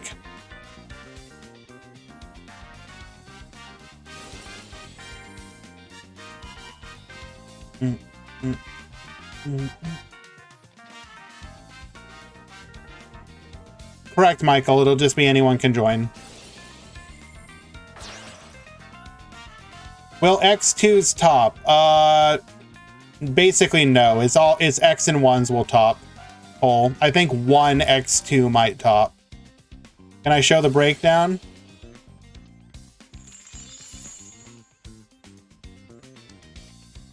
Well, Deathroy, it would be hard to run away with the prize pool. I mean, it wouldn't be that hard to run away with the prize pool, since I would be the one hosting the prize.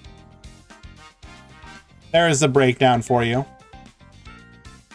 If you just want to chill, Cole, though, if you're the best performing X2, you might top.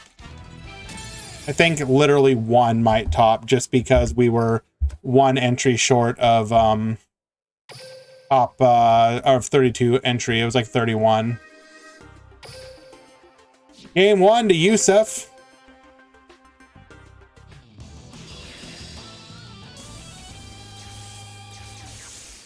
Going off grid.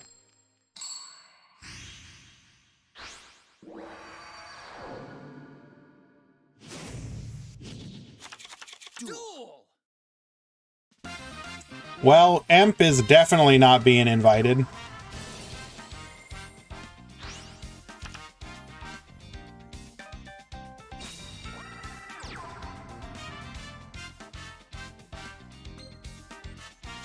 All right, so what do we have here again?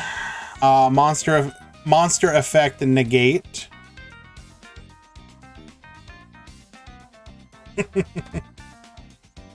Those are Emp's favorite emotes. What are you talking about?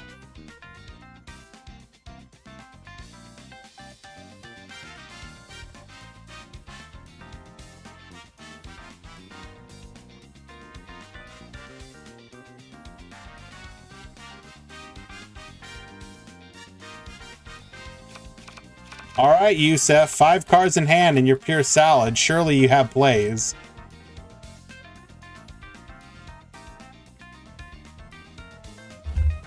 Hello, Drewy.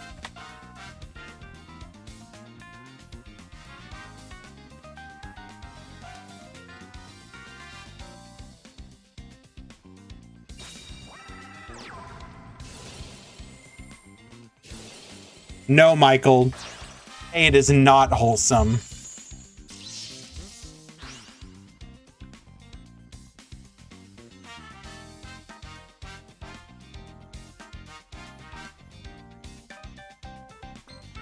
Negating the Lady Debug. That's a pretty good hit.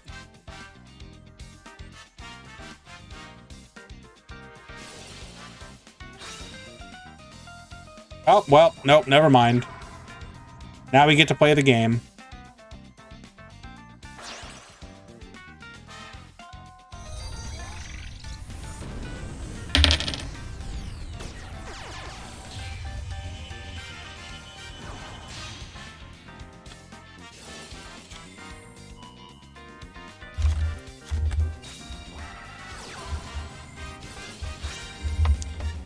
That is a lot of expended energy, except, Jack Jaguar. So basically all of these monsters, we went hard neutral in resources. Very nice. Yes, that is correct, L Energy. They always have a way. Just open up the perfect hand of Lady Debug. Oh, we're not even gonna go. So you have to figure that's probably the trap.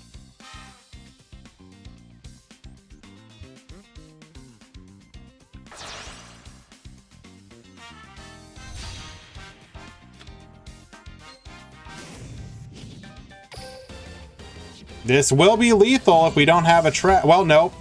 Never mind. This is grit.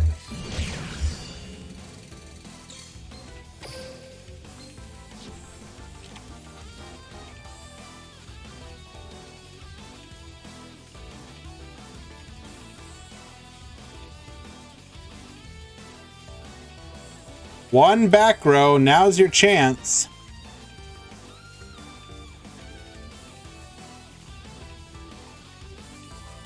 What was your... There was obviously a delay. What did we not... You can only special summon one time. Does Void Feast count as one special summon or 3? I think it only counts as 1. For the same reason that Hysteric Party only counts as 1, if I'm not mistaken.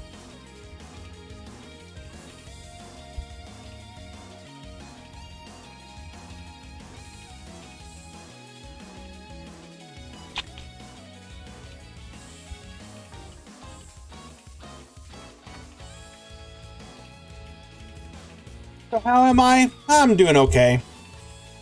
We're a little mid if I'm being honest, but it's how it be sometimes. Ooh, okay. So we're going to be hoping that our opponent has literally no interruption here.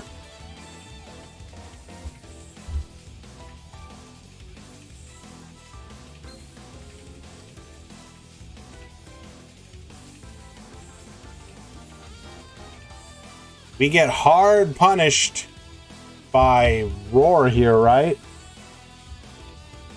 Unless that back row is exactly Feast for the next turn.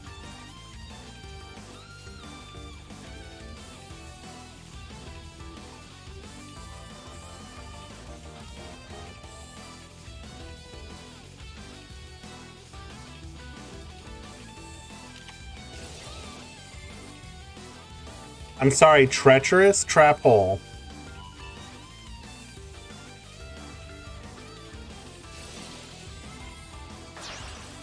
That is a very unusual tech. Normally only seen in the Sealed Tombs variant of it.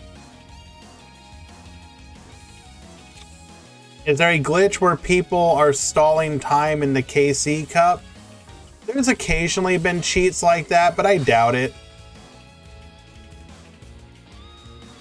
Most likely it's just a bad connection between you and them.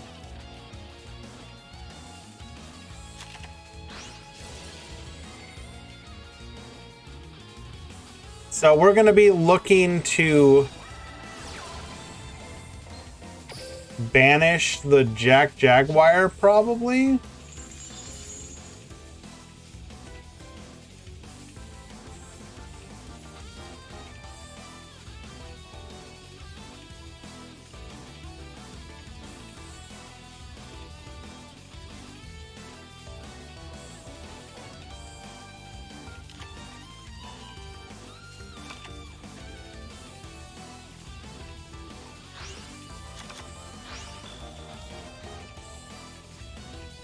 I mean, we can get the Decatron off the field. That's not the problem. Now it comes down to, are we running exactly Heatleo? Not Heatleo. Why did I say Heatleo? What do you mean just normal summon? Bro, do you not understand that this... Wait, am I dumb?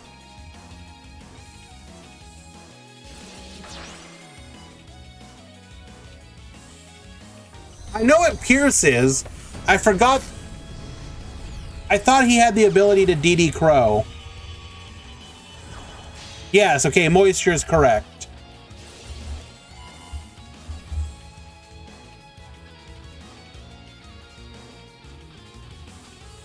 Again, he doesn't...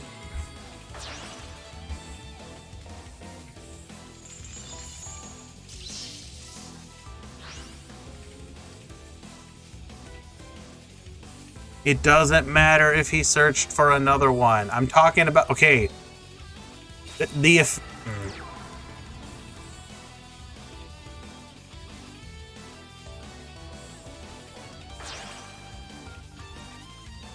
Oh no. Oh no. Not like this.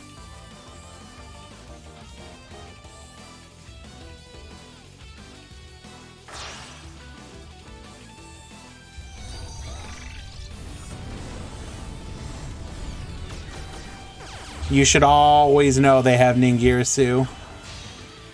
I don't think he really had an option here.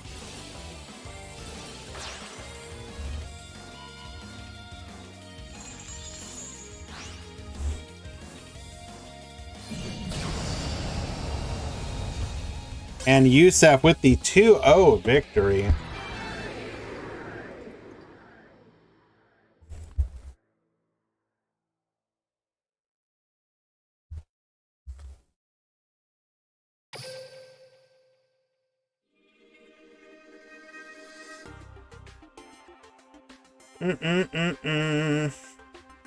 Who are we gonna watch next?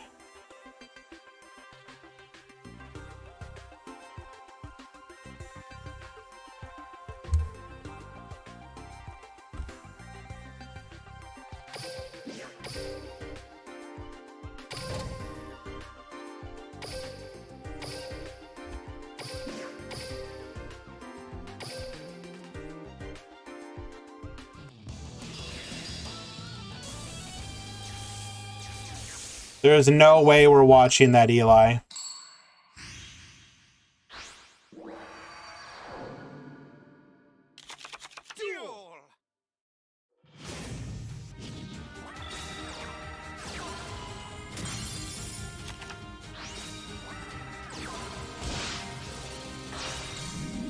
We got Steven at the bottom. We got Postal at the top. Any Mekk code talker? I don't believe so. Today's tournament is really weird, Solomon. The turnout was low and the entries were extremely weird.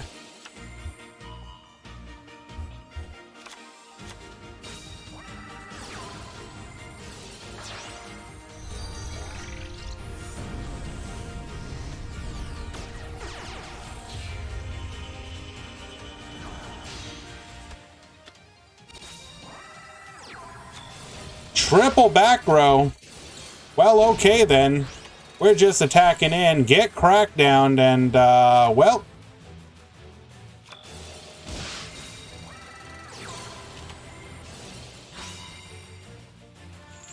Forced to Karma Cut the Ancient Gear Hound. We're just gonna keep going in. Too afraid of that 1,000 attack Ancient Gear Howitzer.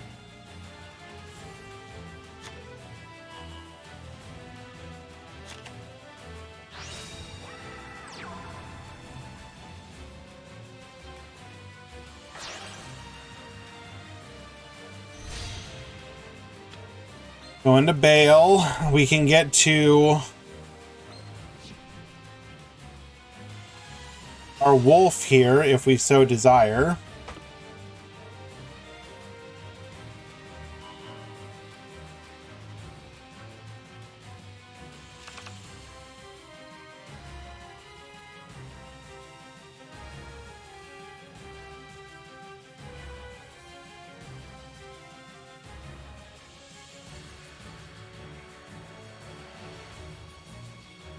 Where do we go from here, though?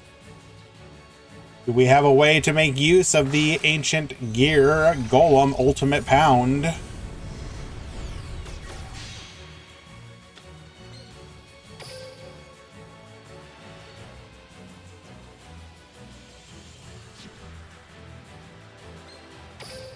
Wait, are we running triple? Interesting.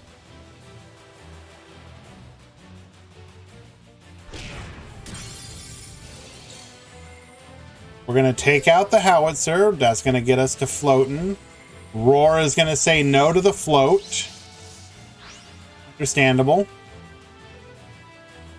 All right, Steven, 3 cards in hand. What can you do? We're going to be able to get that roar back next turn. We got to make plays. That is not a play.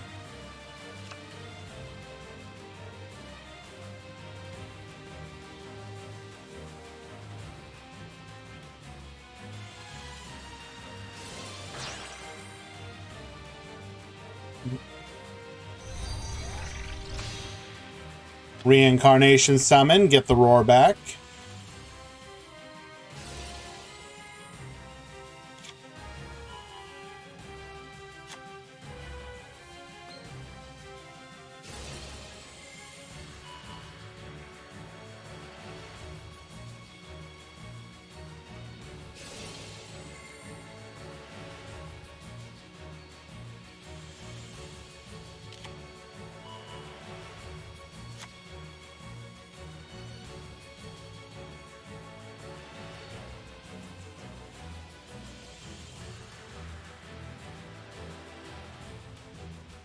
Just needed to top any monster. I'm guessing we didn't. And that is extremely yep death.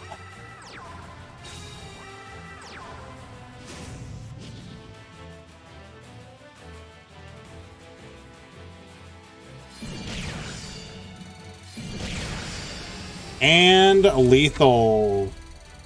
Game number 2, I believe. Need to double check that.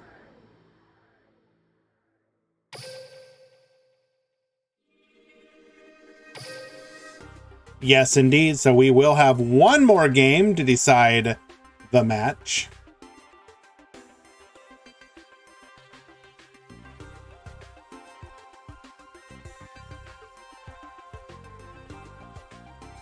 I feel like I need to purge chat for some reason.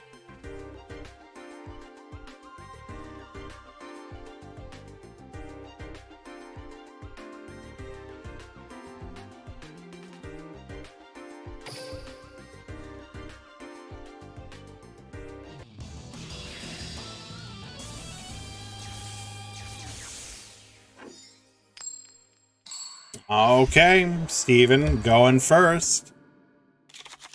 Less resources, but we can make sure our plays actually happen. Ancient Gear Catapult, bringing out the Ancient Gear Ultimate Pound. Ancient Gear Hunting Hound. Why was it added in the first place? I mean, why wouldn't it be? Let's be honest.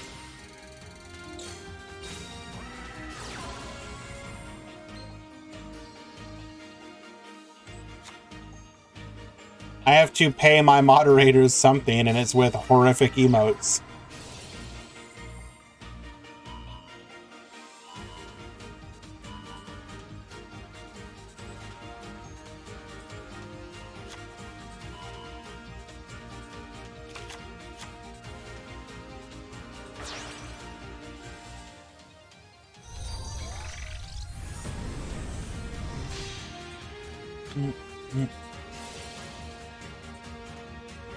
Where does it come from?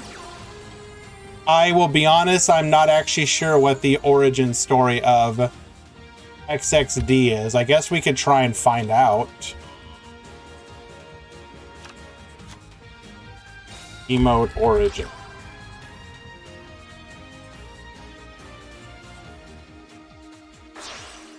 Oh, I don't want to know that one. XXD. No results. Okay. Well, apparently someone just likes horrific faces and wants to make them.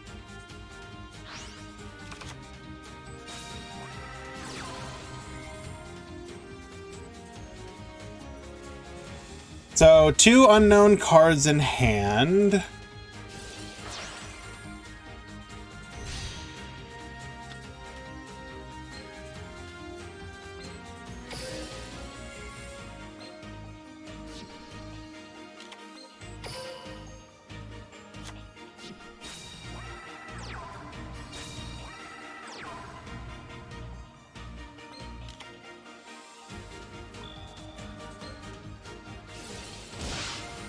Get another burn in.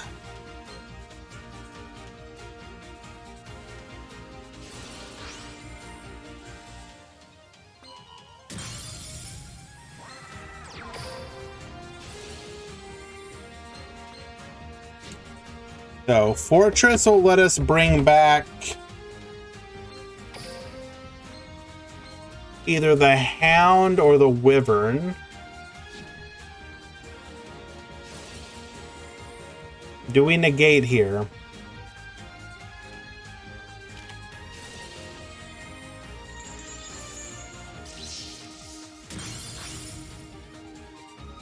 We do. Understandable. Ooh, but now we have the Hunting Hound.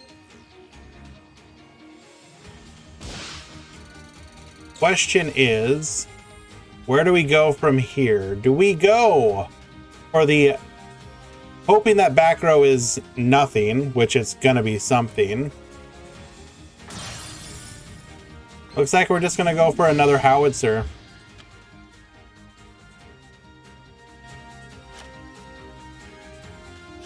Interesting. We're just gonna crash to get the floats. Okay. Interesting.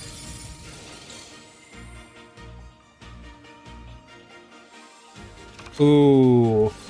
Can't respond here.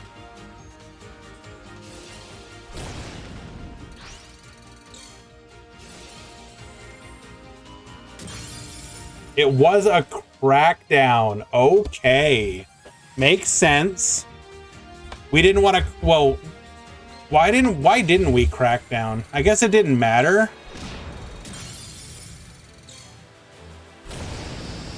Game number 3, piercing damage. Steven winning in a 2-1 victory. Very nice.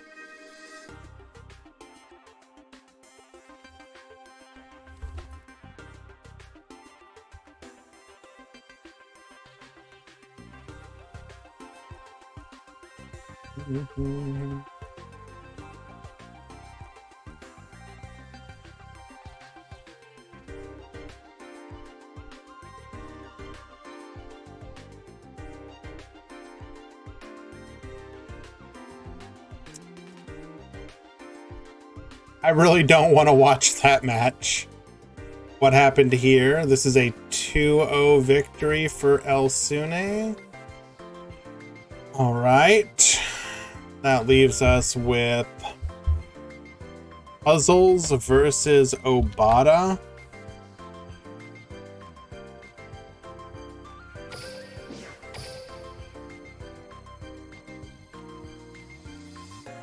The Ancient Gear is undefeated, yes.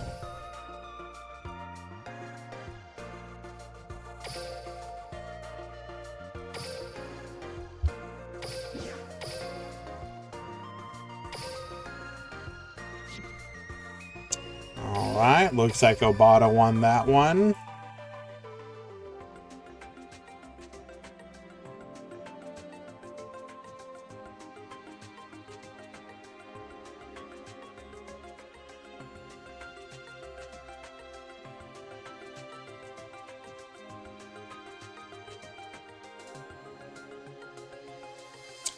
So we have no choice in the matter. We have to go watch Sean versus Rookie Barber in the most snooze match you have ever seen. Winterizer, don't take this tournament seriously today. As I mentioned before, it's a really weird one.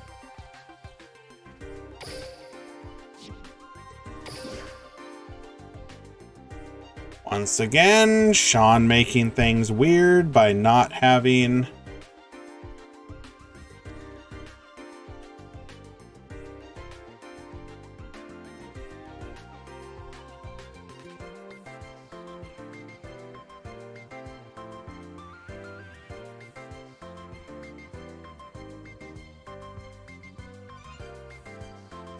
Ancient Gears is not the secret sauce, my friends.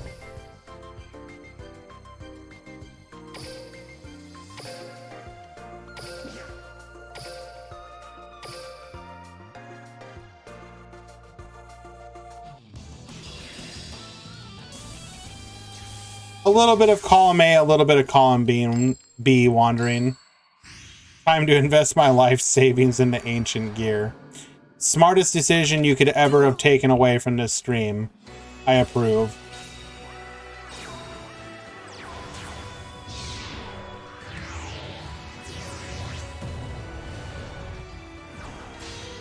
Yeah, the turnout is low even for what we normally get, so I think it's just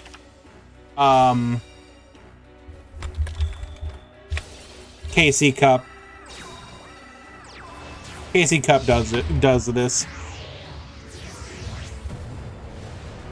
Even some of the tournaments from other communities are down a little bit, so I guess I'm not surprised. So, how do you feel about Burning Abyss versus Burning Abyss, but also Infernoids?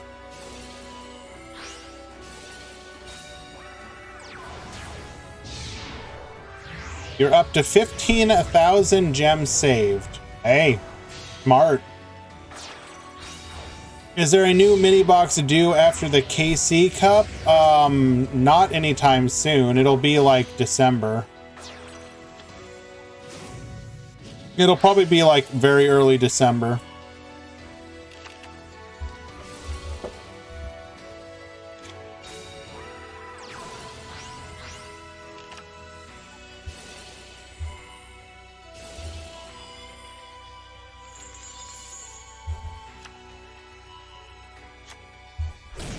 You can hoard more than 10k. They just go to your box. And you have a month to use them. So a lot of times what people will do is they'll be chilling. They'll have about a month, and as long as they can spend them on something within a month. I wouldn't expect So what you should expect realistically is the box from December will be okay. I don't expect it to be like hugely impactful. The one you should keep your eye on next is going to be January with the New World release.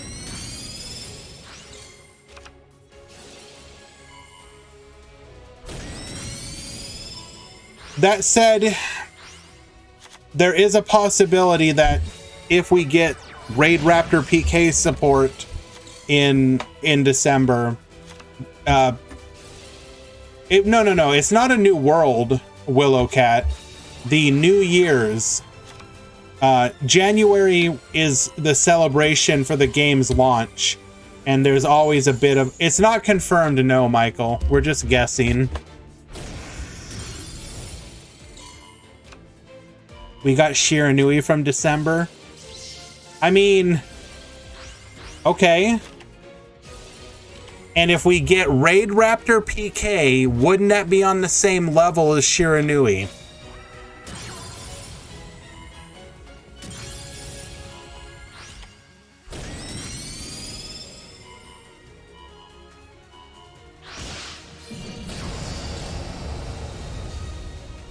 And Sean winning it in a 2-1 victory. Well played, Sean. Well played.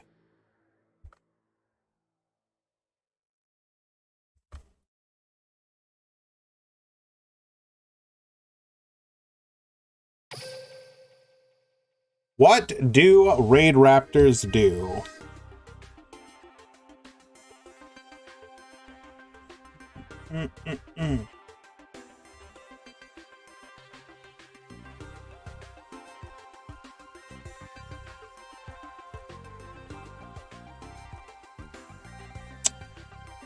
Well, what's the best way to describe them?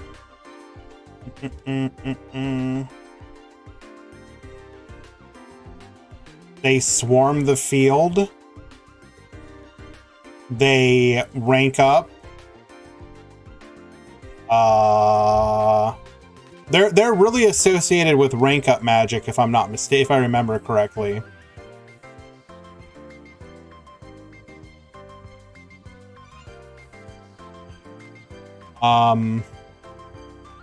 Trying to think what else, how else to describe them.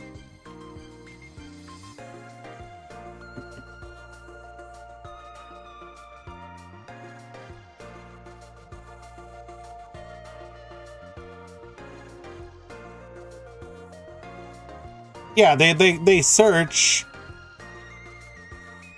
They're a bit of a towers deck, yeah, but not like entirely.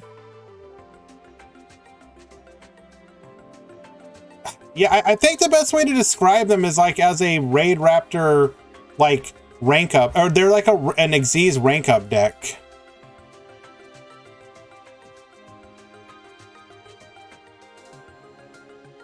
December, Mini Barian and Relinquished. January, Spiral.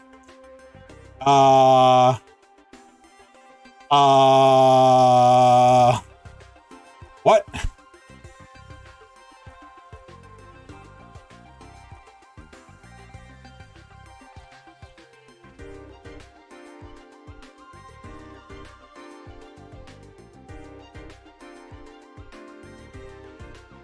You out here calling Spiral?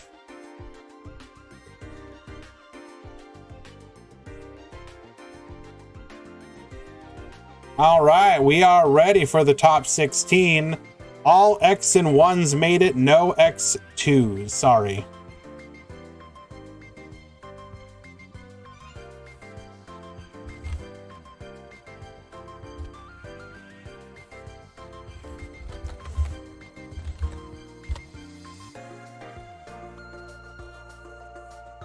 Just one moment.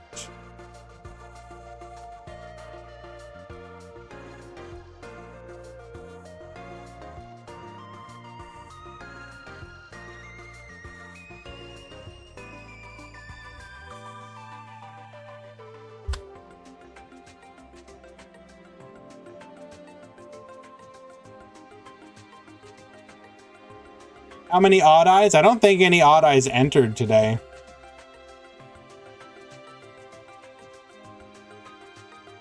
Michael, why do you feel you wasted them? Mekk Knights are very good. You just not like their playstyle?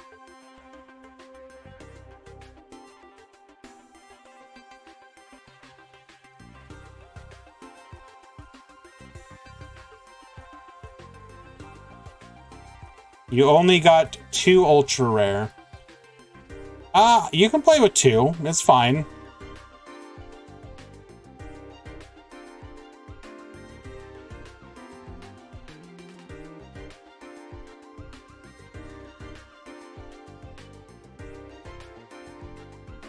Play with 2. You'll be fine, trust me. Dude, you have 3 searchers. And with blue, just play an extra copy of Blue Sky. You'll be fine, dude. Trust me.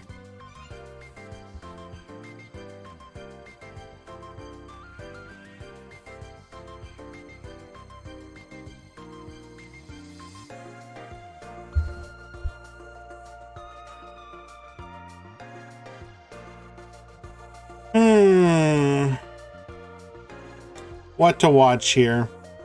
Eli, did the deck you wanted to top?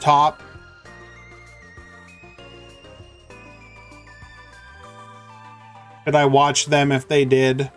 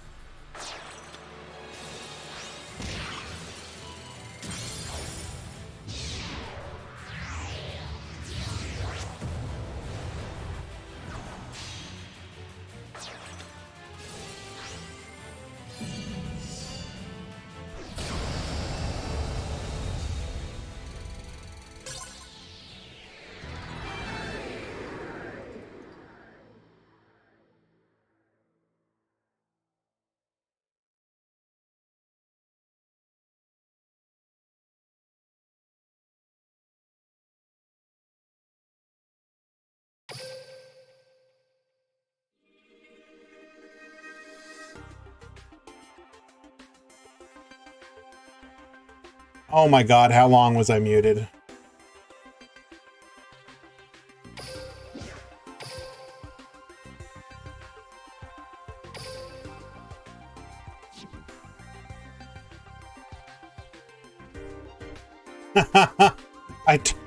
Oh. Can't go one stream without being muted, boys.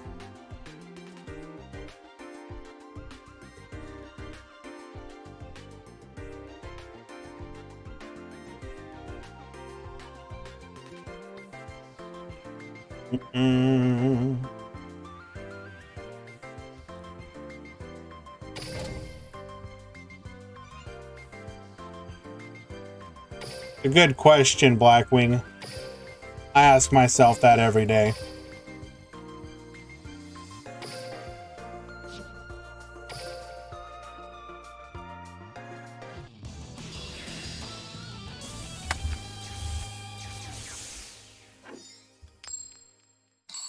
I have a feeling neither Eli or Emily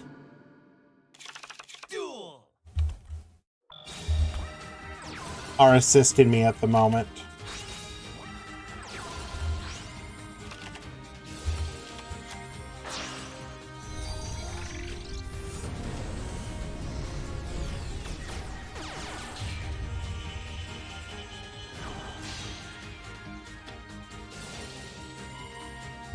I meant the breakdown.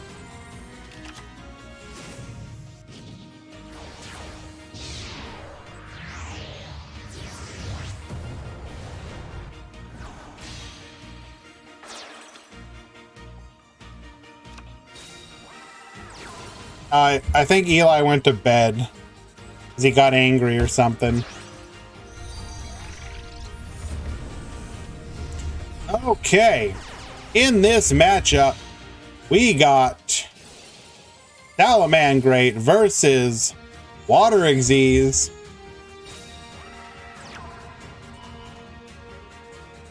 I really do appreciate that, Em. Appreciate it. I'm a little under the weather, Kazax. Not gonna lie. So yeah, the energy is not quite there. I do apologize. It's nothing major. It's like just kind of like that blah feeling you can get.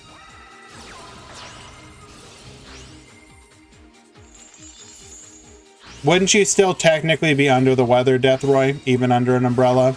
Because you're literally under.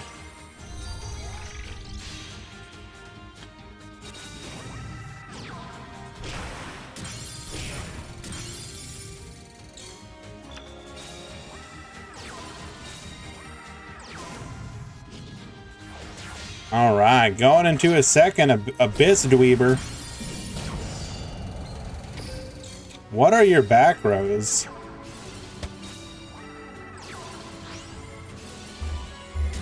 We're going to go ahead and take out a monster, which is going to keep us from being able to go into a Link Summon. No, we'd have no plays going forward as Dweller would turn off our graveyard effects, and Hans will win game number 1.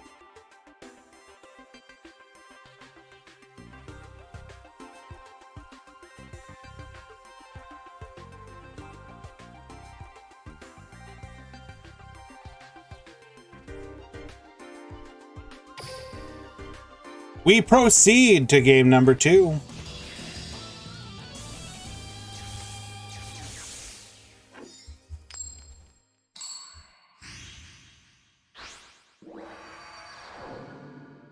Oh my goodness, and one more day at work, and then we have the weekend. Tomorrow, I will probably try and finish off my KC Cup climb. I've kind of put it off. I've been hovering at DLV level 19. Will I play stage 2? Not seriously, but I'll probably stream a little bit of it. I can never be serious about stage 2 just because of work. I work throughout the entirety of it, and I'm not going to take 3 days off for something I know I'm not going to top. Even if I played my heart out, I'm not topping.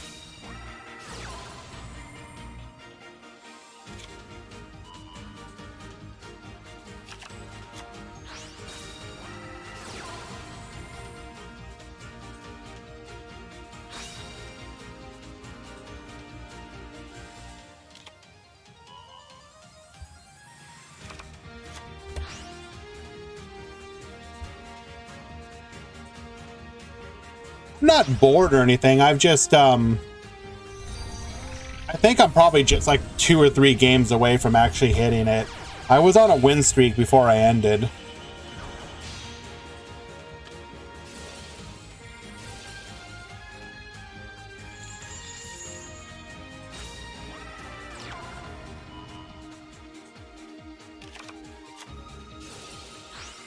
Sending the trap. 1 card in hand is going to be the Sanctuary.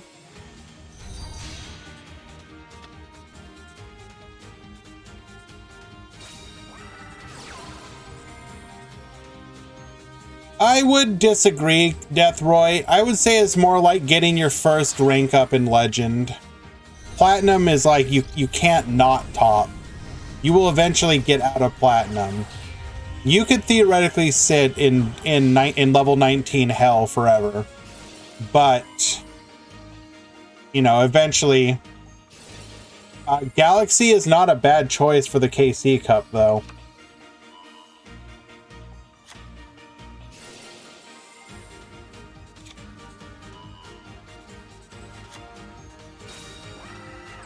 I think a lot of people are predicting that Galaxy will absolutely top.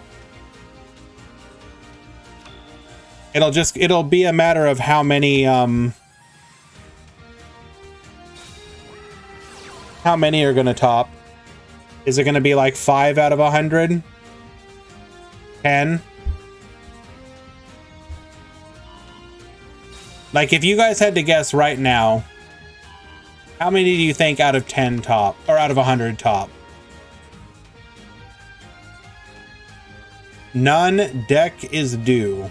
Don't think I can agree with you there, friend.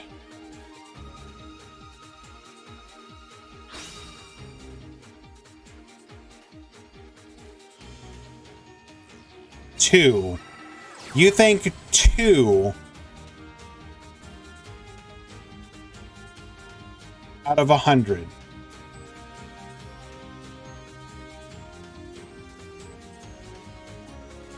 Galaxy is so bad. I hate the deck, although we need to be a good sport. I think you guys are underselling the deck in a KC Cup format. I think that deck, I'm going to tell you right now, I think like you see like 8 to 10 minimum.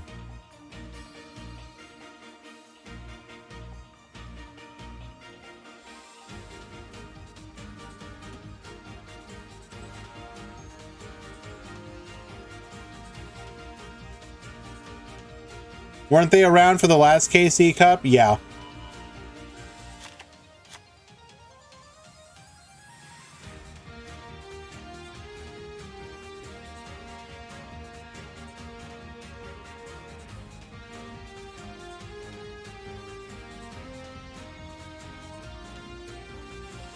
Like, if I had to spitball the top cut, assuming that there isn't a deck that we just didn't expect, probably put it at like 50 to 60 salad, then some number of like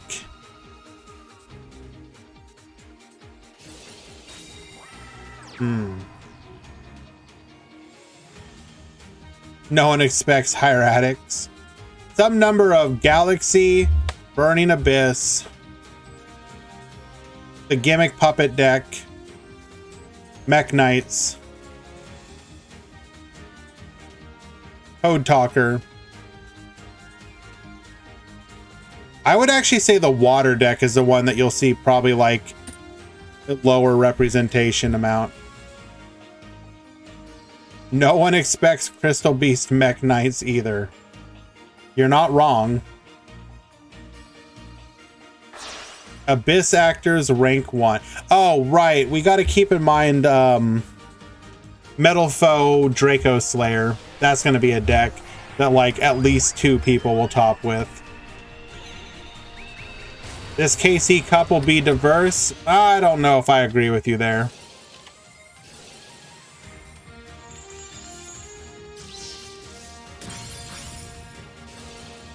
Trish gonna go ahead and float. Okay.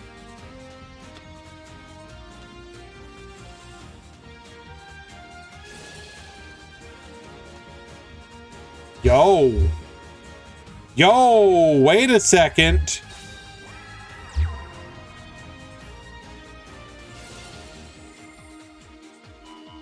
Brother. Do we have a path to lethal here?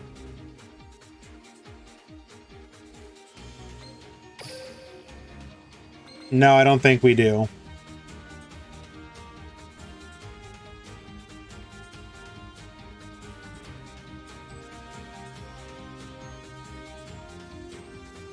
In before 10 battle wasps top.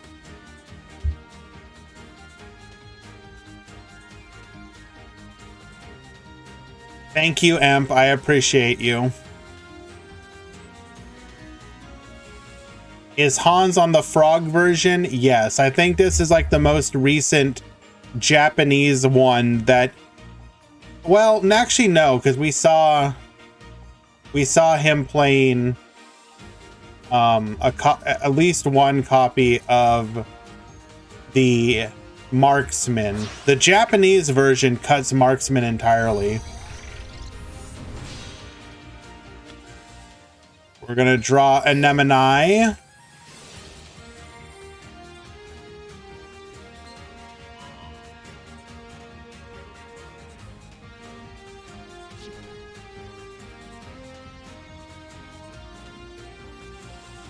Sean brings this version to the world. Okay.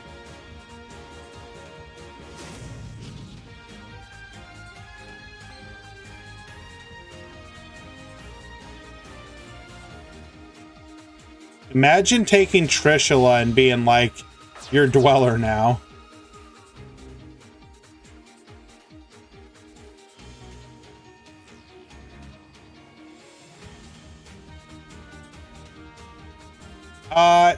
I'm talking about a different version, Elmaz.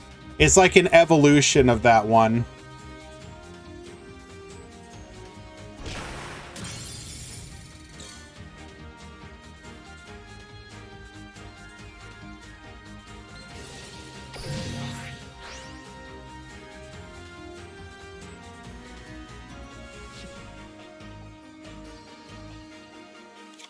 Guys, you're misunderstanding. I'm not talking... There was an evolution of the frog version that cut specifically all of the Atlanteans except for infantry. And it goes completely heavy on the Moray of Greed. It has no marksman. It just goes infantry and what's the other one? Dragoons. The main evolution is dropping infantry for the Moray of Greed, running 3 copies of it. I'm not about to crack. I'm just... By no means. I'm just trying to clarify. That, yes, like, first of all, like, can I just say, I hate whenever anyone tries to attribute a deck to one person. Bro, most likely, other people, you have to understand, okay, in Duel Links right now, the primary innovation is coming out of Japan. Okay? The West is playing a lot of keep up right now. Or catch up, I should say, rather. And that just has to do with hating on the West. It's just how things are right now. Will that change? Entirely possible. Like, Japan has always been the primary player base and always had a good chunk of the innovation, but I would say the biggest chunk of people lost from the game when Master Duel came out was in the West. Not entirely. Obviously, the East lost players as well. But but a lot of the big innovators are basically still in Japan. We were talking about this a little bit earlier, especially after people like Decade stopped doing it.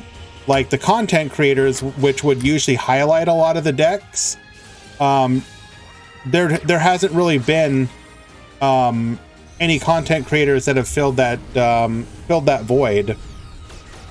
Like right now, like Playmaker is a good source of decks. The quality of his decks have gotten better. They're not perfect, but they're decent. Oh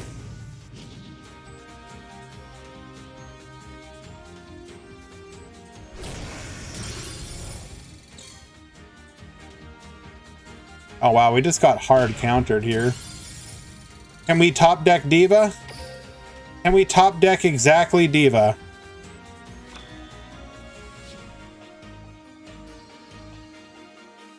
Which tournaments on DLM are Japanese based?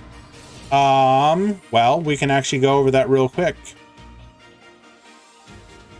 So I believe, don't quote me, but the maybe you can assist with me with this one, Rezi.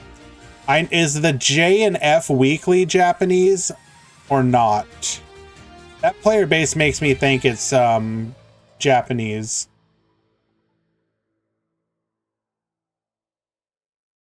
It's not?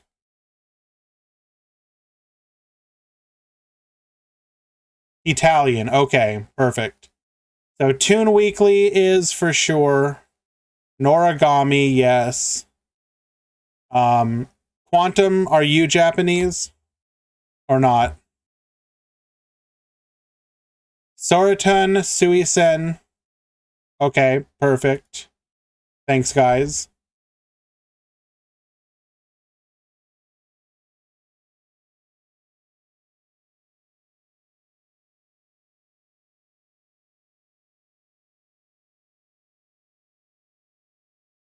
Okay, look, guys. Please, don't make fun of me here.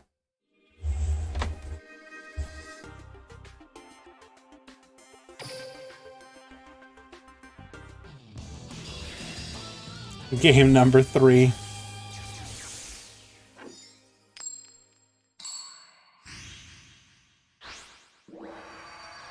Who plays 2 Helio? Up Caposol, apparently. I can confirm it.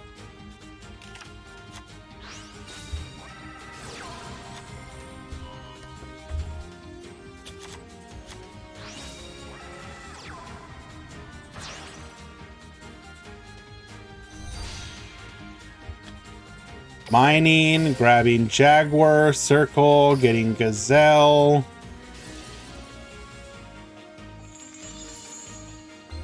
So what are we going to end on here? Like Trap and 1 back row?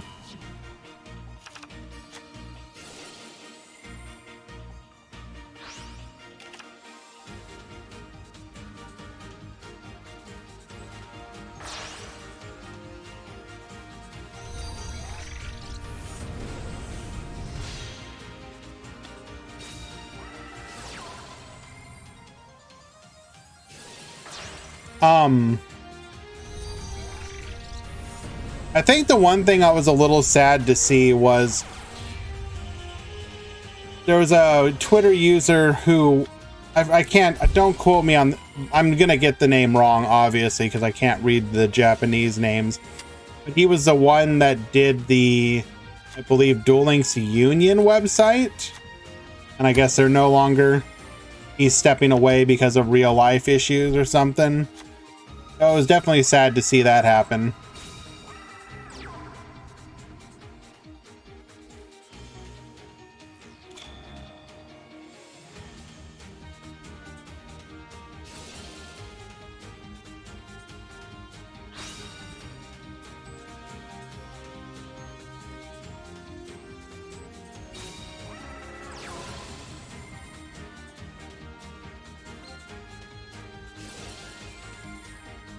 Chain blocking the Dragoons.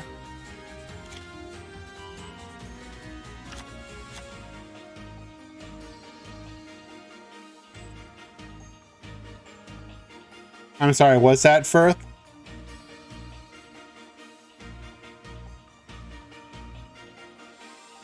No, it's like one of the people who did like the kind of a DLM type thing, but in the East, if I remember correctly. Yeah.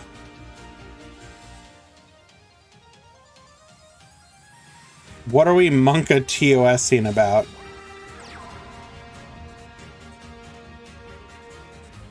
Did I miss something?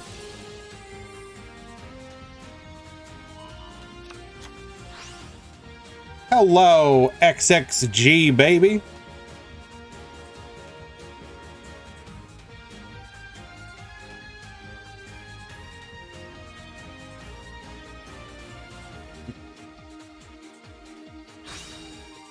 Oh. It's a Gandium emote. What are you going to do? How are we doing? A little under the weather, but doing well. Thanks for asking. It's frog time.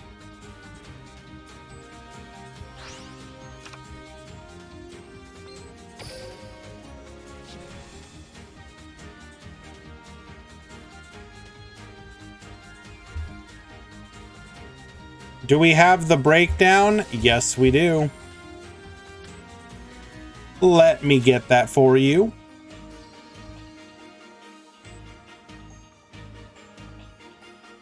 I did this personally myself with no help from Emp.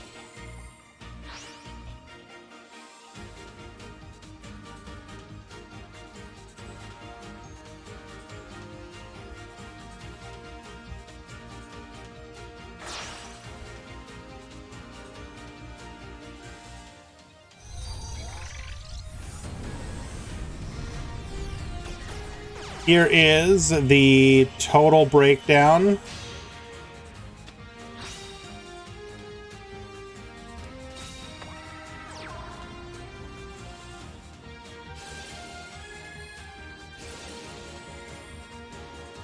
And then your top 16.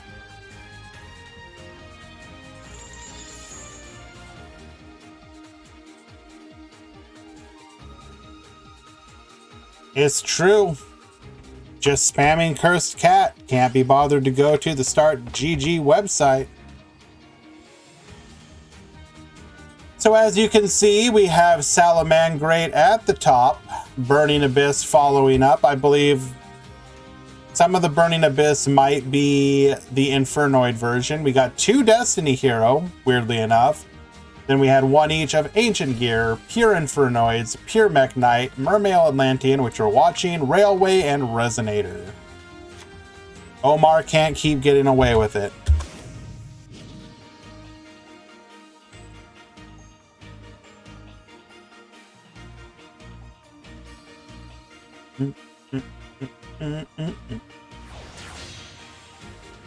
Going into the Dweller.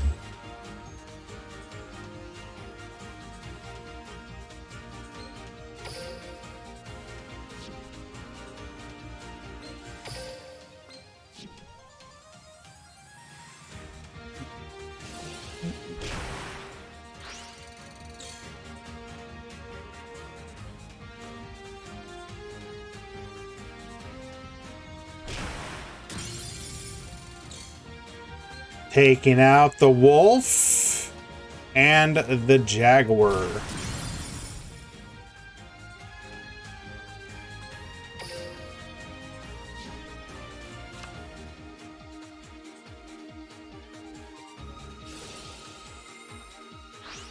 Did we never use the Roar?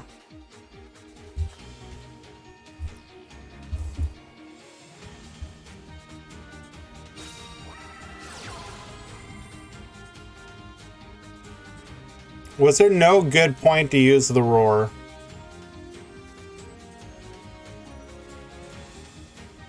Saving the Roar for the Dweller?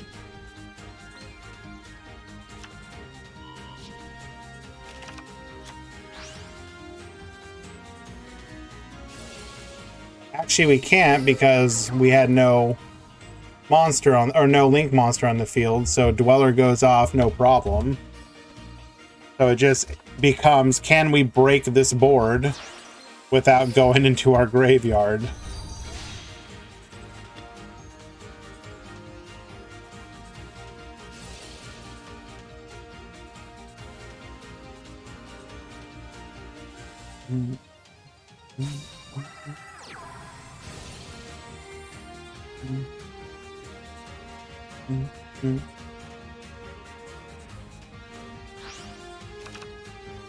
Can we get to Heatleo?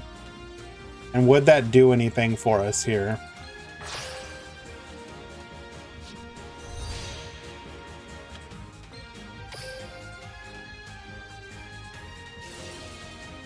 So we can get the Heatleo.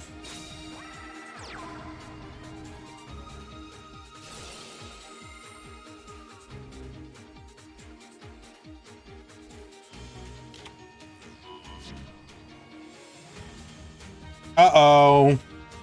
Sean raid. Does that mean Sean is out already? What happened? What did Sean lose against?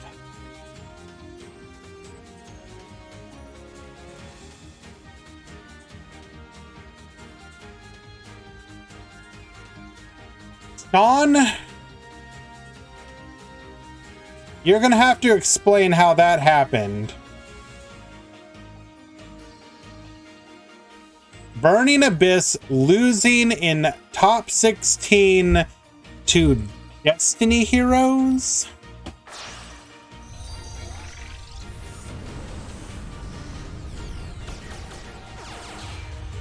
Two Compulse 3 Miracle Fusion. And Drill Dark. Well, regardless, thank you everyone joining us from Sean's stream. Thank you for chilling as well, Sean. I wonder why Infernoid doesn't do well in this meta. Because Salad exists, basically. Realistically, the actual reason is Infernoid needs to see an exact number of an exact assortment of cards. You need, and if you don't see those cards, like you look at a deck like Salad, and a Salad deck can basically work off of almost any hand it's given. It is almost impossible to brick. On the other hand, when you're playing a deck like Infernoids, a lot of times you need to see very specific cards. And if you don't see those, you're gonna struggle.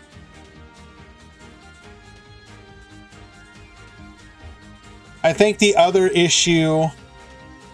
Did you make the mistake of turning off Spectate? Yeah, I had to go in through the back door.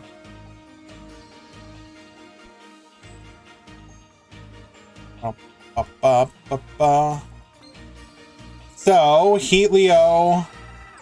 We should still have a Roar live, so we have to deal with that.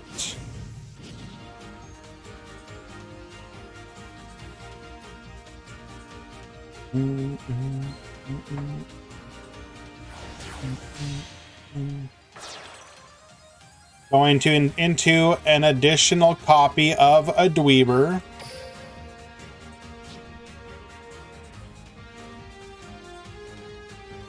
Basically, just don't activate anything.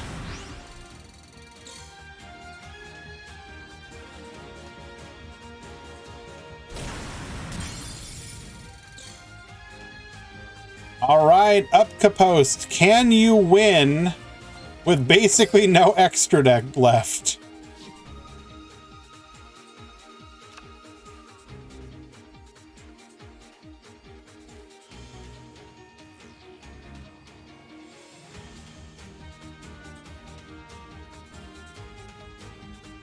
Let's get those pog fishes in chat.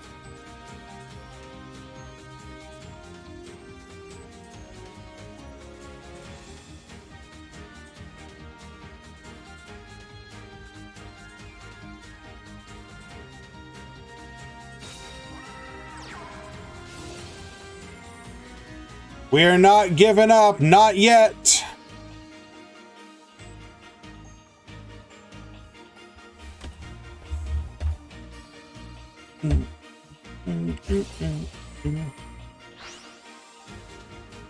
Not even gonna give the boy a chance. Just shotgun the pop. No back row. Understandable. Or not, sorry, not no back row, but no link climbing for you, friend.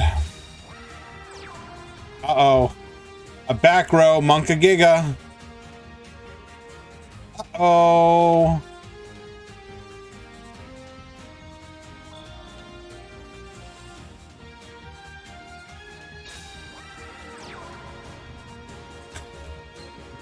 $1,100 attack Deep Sea Diva.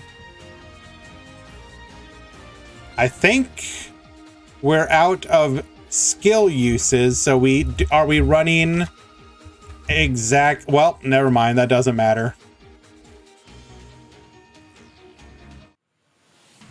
It's Needle Sealing Trust. Could you imagine? Could you imagine?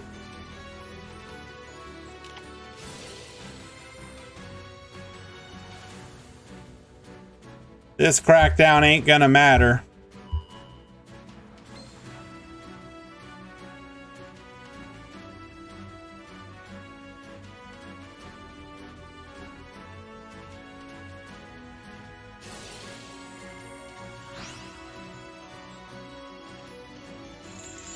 By using its effect, we are going to ensure that it no longer has a boost, and we can attack in for game.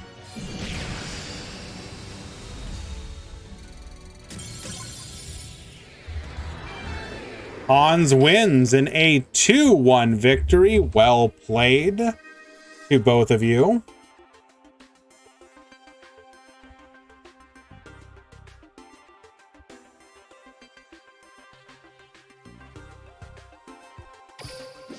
Let us find another match.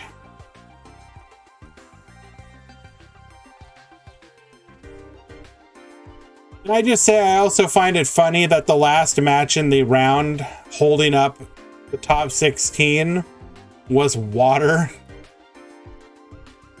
Bruh.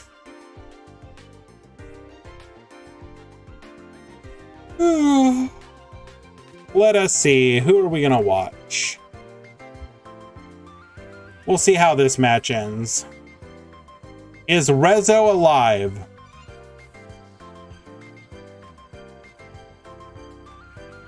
No. Rezo got 2-0'd in top 16. So your top 8 is going to be in no particular order. Mekk Knight Salad. Mekk Knight Salad. Destiny Hero. Mekk Knight Salad. Wait, no. Here, Mekk Knight, I'm sorry. Trains. Pure Salad. Pure Salad, and Water Exees.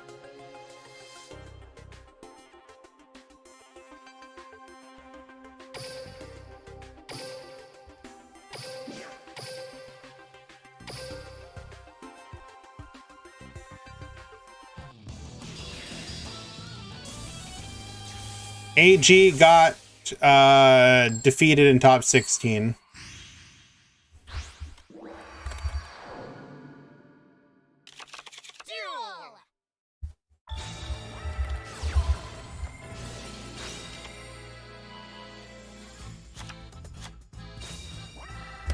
Alrighty, brawl at the top. We got the combo revolving switchyard into Anger Knuckle. Proceed, El Sune.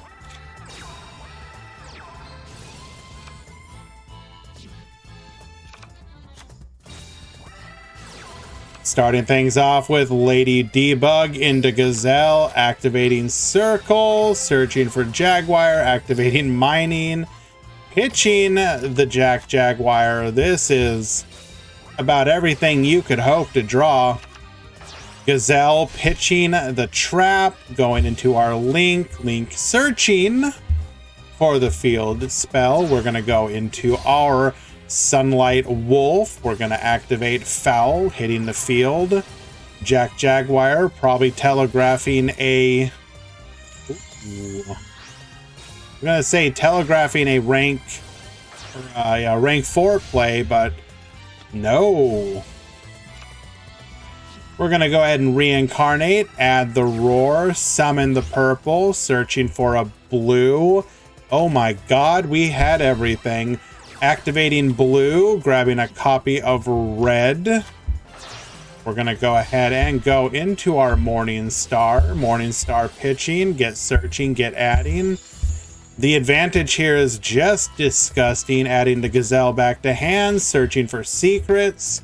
We're going to be able to summon the red. We're going to go ahead and pop, activate Knuckle. Hello, Inari. Thank you so much for that, my friend. I appreciate it. You are very kind.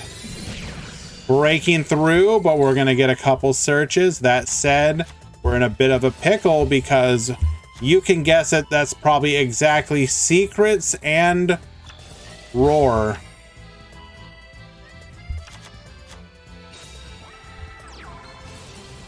We're going to activate Railroad Stampede. Secrets is going to negate unless we have exactly MST.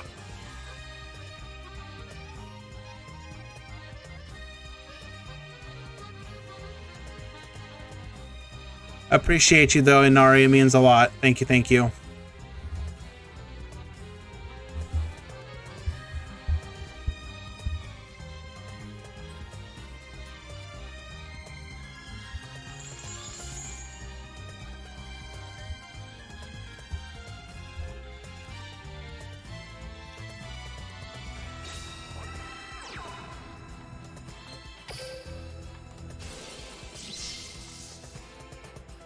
Negating the Stampede. By negating that, we're not going to be able to use our level modulation effect either. Adding another monster from the graveyard back from the deck, or from the graveyard back to hand rather, excuse me. We're going to need exactly a Bullet Train. We've got it. If your normal gets roared, can the train still summon from hand? I don't believe so, because you cannot respond to a counter trap with anything else.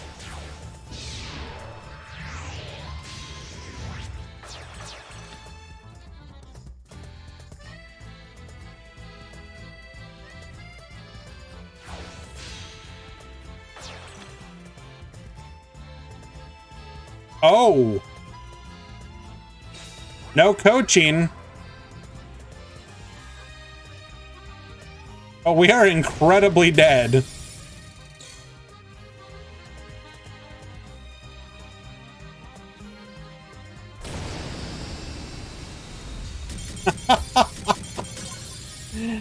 You're late today. Did you miss anything spicy?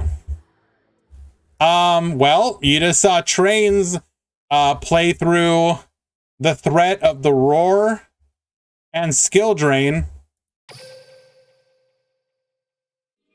for a 2-1 victory. Well played, Brawl.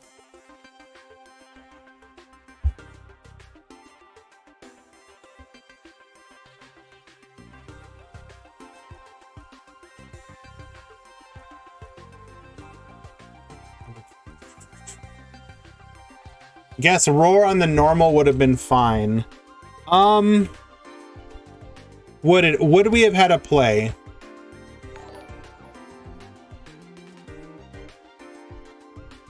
What? Aaron, please don't F unless you really mean it. G Black with the gift of sub to my boy Elmaz. Thank you so much, my friend. That is very kind of you. Yeah, I was gonna say, so we anger Knuckle. I'm gonna start banning anyone who Fs. If I get Fs, Anger Knuckle gets negated.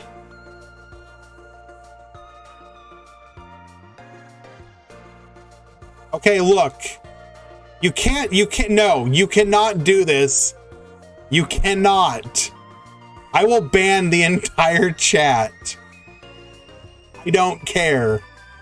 Everyone is gone. Everyone. Purge everyone. And destroy them all.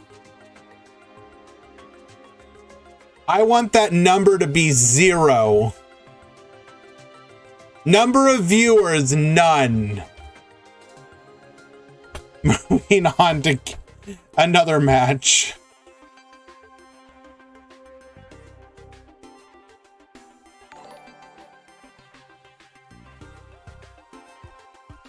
G Black with the self-sub and another gifted. Thank you again, my friend. You are delightfully kind, and it means a lot to me. Thank you so much for the support. That means a great deal to me. Reason for unban, it was just a joke.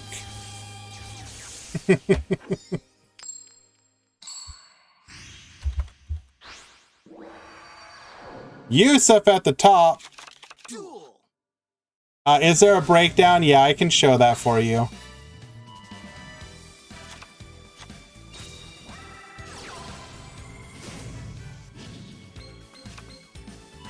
So today's tournament was a little weird. 1, the turnout was fairly light, and 2, the decks people brought were just bizarre. So here is the Swiss breakdown. Burning Abyss, with 2 of them being Infernoid versions. Wouldn't it be better to add a command? Probably, but I'm doing this in a very scuffed way. I should though, Kazax, and I'll probably try and get that set up. Here is the top 16 breakdown.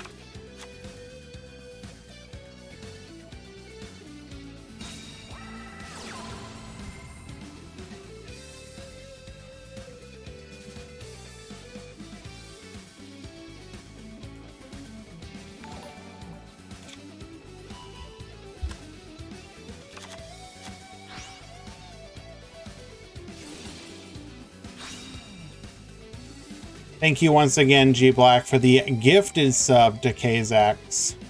You really don't have to do this, my friend, but once again, I appreciate it.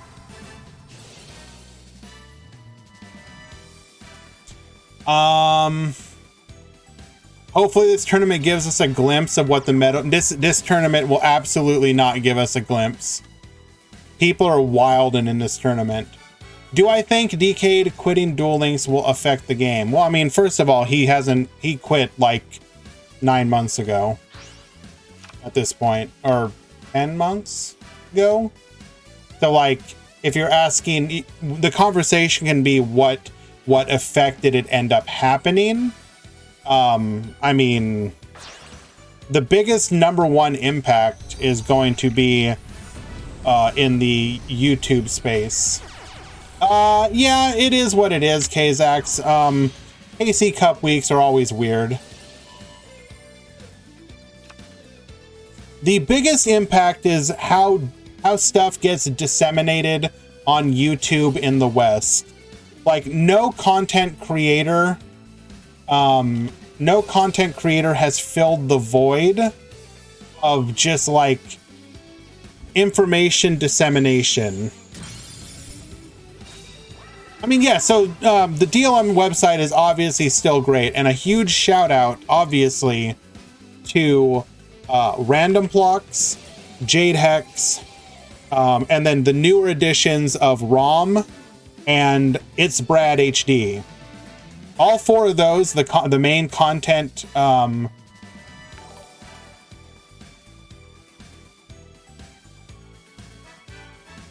wait, hold on. So I'll get to your point there. Yeah, Brad helps. He joined up with Cross Duel, but he also does work with Master Duel. EOM? No, ROM. ROM. ROM. ROM is one of the head moderators over on the Master Duel Meta Discord as well. alongside me.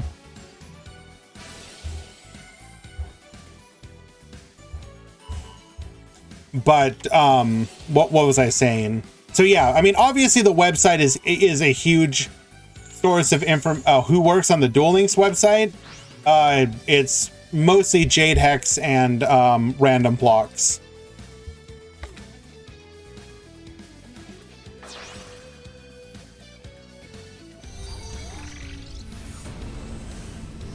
The two users I just typed are the main contributors to the DLM website. I work with them on a regular basis. They're awesome. Much love to both of them. Be sure to send them love in some way sometime.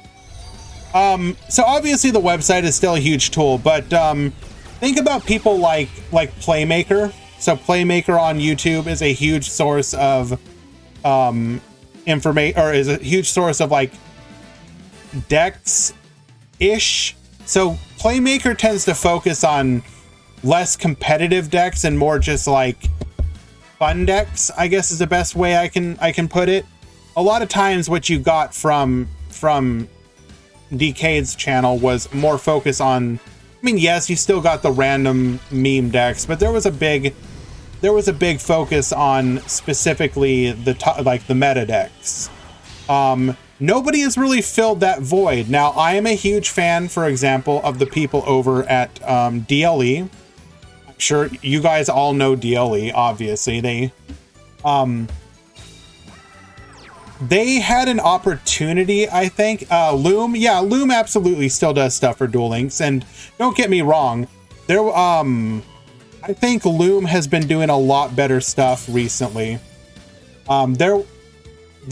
Yeah, I was actually going to get to that, Death Roy.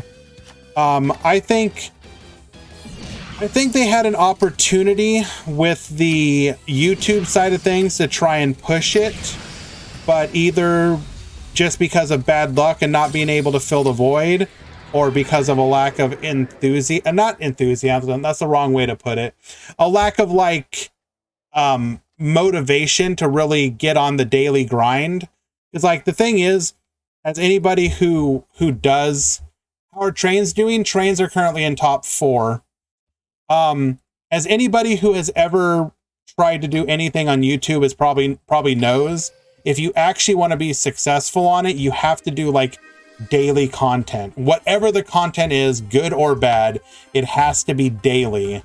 And I think if I had one thing that makes me sad about DLE is just they never got on that truly daily thing. So I think their growth just kind of stalled on YouTube, which is sad. I think they could have definitely jumped in and filled that void in a way, but that's also a matter of getting not noticed, but actually getting people to transfer over and fill that void. As you guys said, like, Loom has obviously started doing a lot more Duel Links content. I think that was primarily because of Master Duel being stale at the time. You'll probably see him go back and forth with when one game is good. Like, when one game is good, he'll kind of just switch back and forth. And I think that's probably the best way to do it.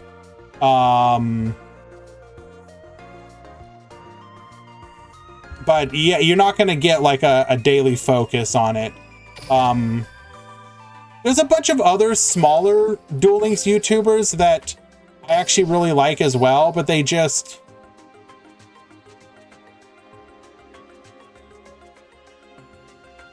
DLE lost a lot of YouTube content when Circus left. Yeah, I suppose that's true.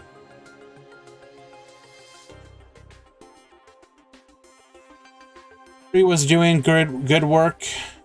Are you talking about the Curry that hangs out here sometimes, Kazax? The Curry _DL?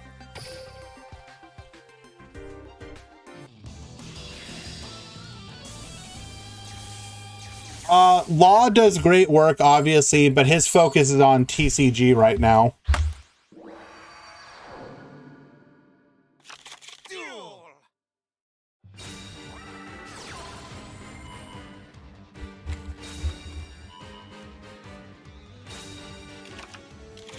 His channel is Curry Dueling. So I'll have to go check that out. I didn't even know about that. This is game number 3.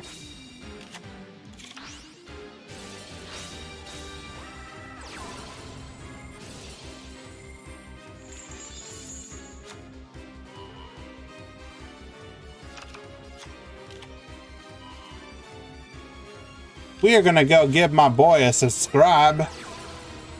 When was the last video? 3 months ago. Ah, well. You still get a sub. Can you send the link? Absolutely.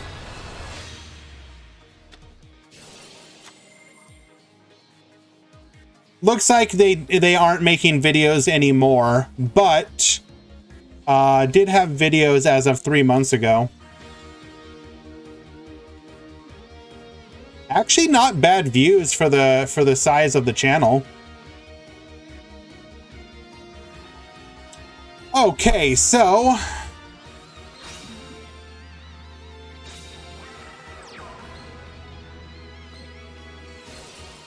frog time.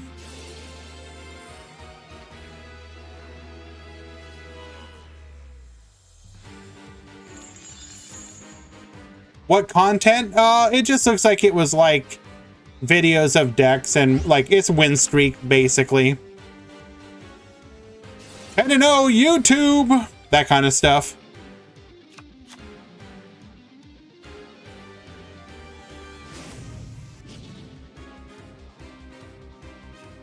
It is obviously outdated now. Like the last video looks to be Burning Abyss. Actually, a lot of Burning Abyss.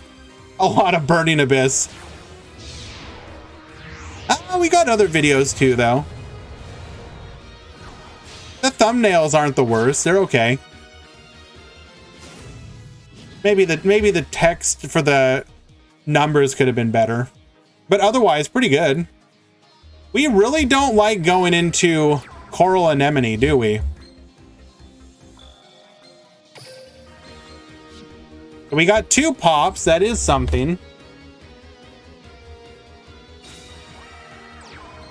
Oh, do we have an answer for Rabbit?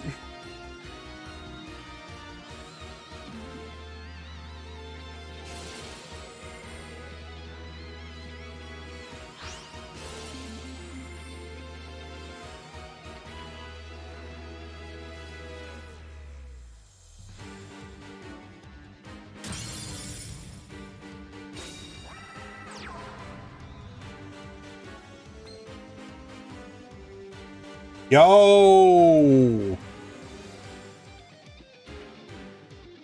DK should make an MCS and world release anniversary and maybe in May.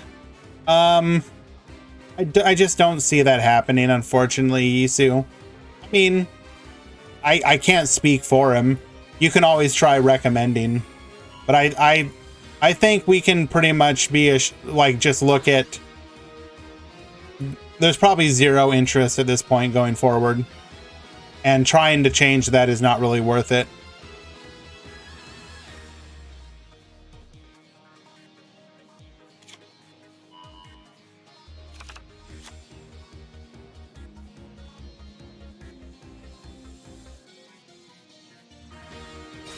Searching for a copy of a Blue Sky. Blue Sky, get searching.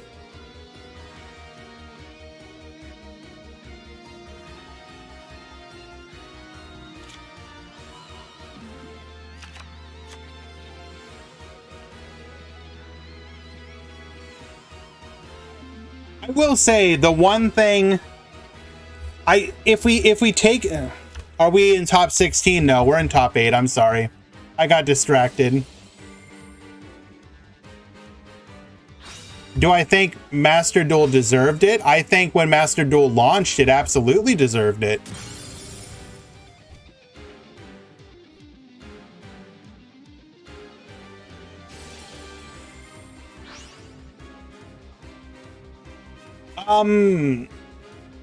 How to put this?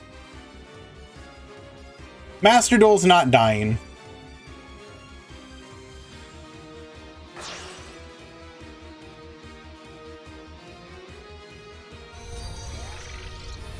There is obviously a bleed, but that's not death. We out here on the Duel Links grind are a little biased, guys. We got to be able to check that bias.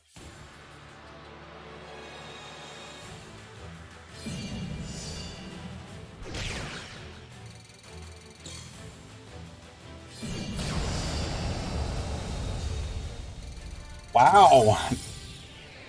Ons defeating Parrot in a 2-1 victory. I think so here's the thing. I think the biggest issue, and don't quote me here, he actually seemed incredibly curious about Mekk Knights, but he ended up saying on one of his streams, I don't know, during the 3-day thing he's been doing, that he just doesn't want to do any of the grinding anymore. I think, and if we take him at his word, he said, if he could just buy everything and not have to do any of the grinding, he would be more inclined. So, you know, if you assume that to all be 100% true, then, because I think he asked specifically for, he was like, if he had access to a whale account, he would consider doing it again. Yeah, exactly, Wandering.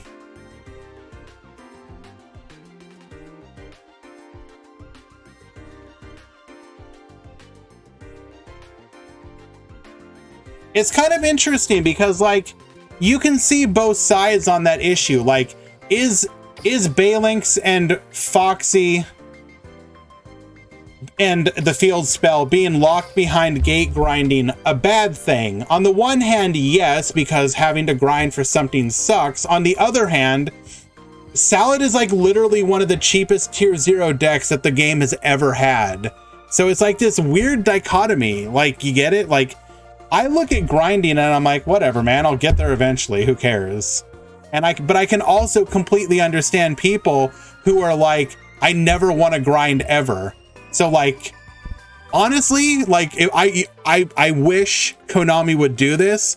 Just put something in the freaking shop that lets you just buy gate drops or buy skills. I don't care how much it costs.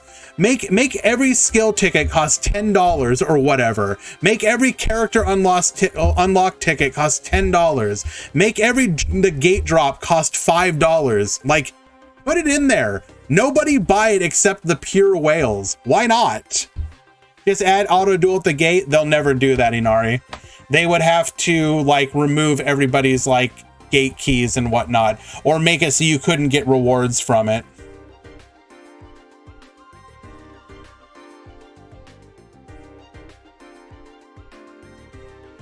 Alrighty.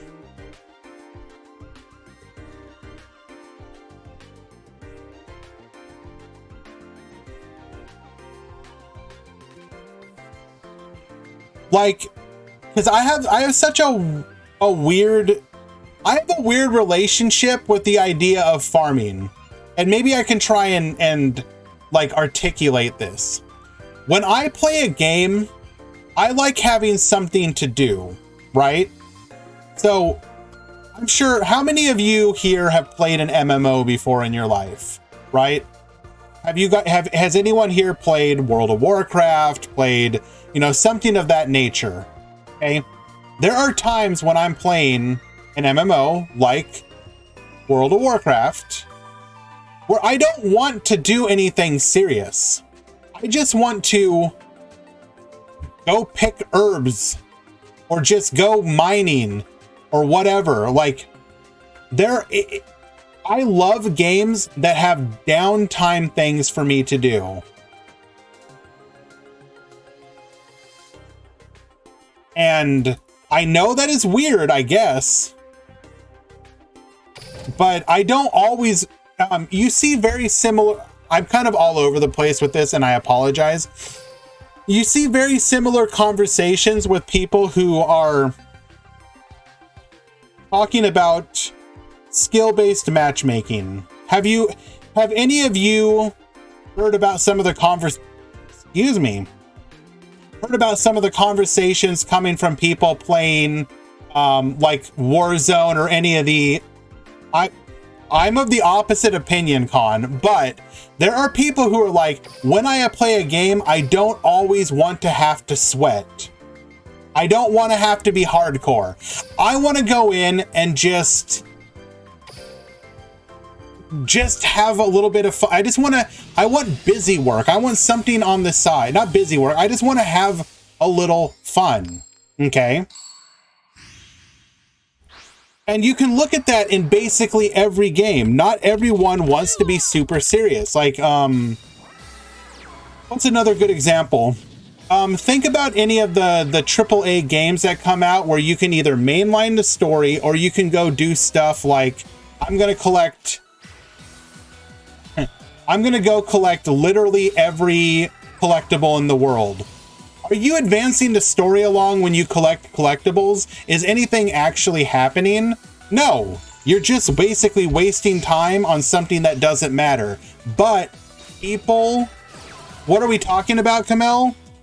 The argument for or against the concept of something like farming, basically, and attributing it to people who want to have something to do in a game when they don't want to be serious. So like, for example, we brought up skill-based matchmaking in like a shooter, for example, where sometimes when you play a game, you don't want to have to be able to, you don't want to have to try hard. You want to get in and just sort of like F around, like you don't care. You just want to go in and have a little fun.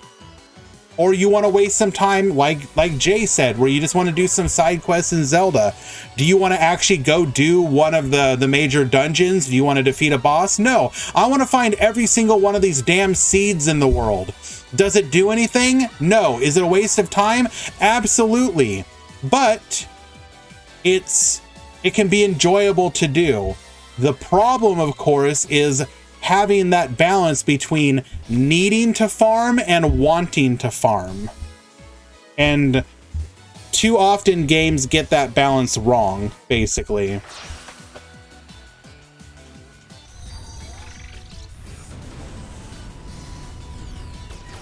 But those might be enjoyable. Gate grinding is not. I mean, I'm not going to argue that point, Wandering. When I talk about me personally enjoying a farming event, I'm talking about any of the other like random like the one where I can basically click on it and walk away.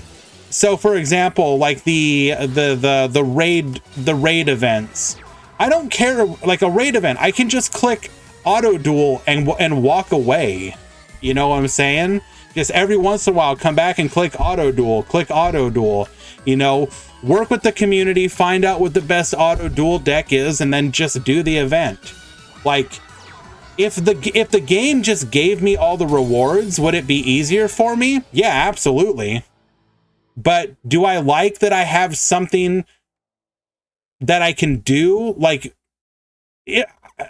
I wish like Master Duel honestly had something like that, and I don't know how you include it. Master Duel's events are all, you need to get in here and sweat a little bit. It's like that whole skill-based matchmaking argument of like, I don't want to go in, like, I loved the Master Duel events when I could play stuff like Garbage Lord and just do the self-burn stuff, because I don't want those events to be something where I have to be serious about it.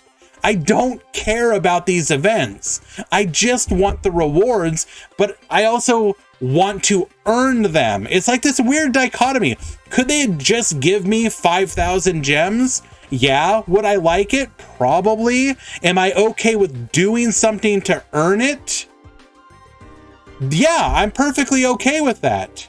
But you, like, the Link Festival, for example, when they were like, instead of just having to earn the tokens or whatever, where they're like, this is gonna be like an actual Link ladder, I was like, why are you doing this to me? I already hate your ladder. I don't want to do the ladder again twice.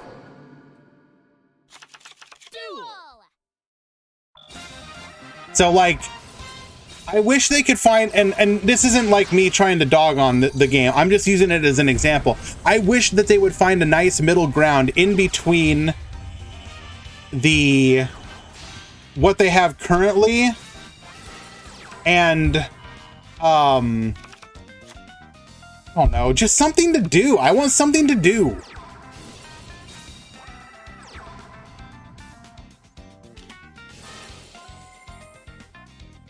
So, in regards to Marvel Snap, I think there are pros and cons to it. I think the game is neat, but I have serious concerns with the pool system. I do not like the pool system at all. I do not like... here's my two main concerns with Marvel Snap. Number one, when you proceed from pool 1 to pool 2, you start facing people in pool 2 who can have any number of pool 2 cards. Explain Marvel Snap to you.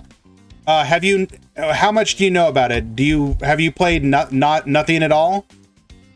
The best way to describe Marvel Snap is Marvel Snap is a turn-based mana system. So each turn you get 1 mana. Turn 1 you have 1 mana. Turn 2 you have 2 mana. Typically the game goes through 6 turns. You build a deck of 12 cards, I believe. Something like that. And 10 or 12, it's something like that. Maybe it's 10. I can't remember exactly. I'd have to look at it.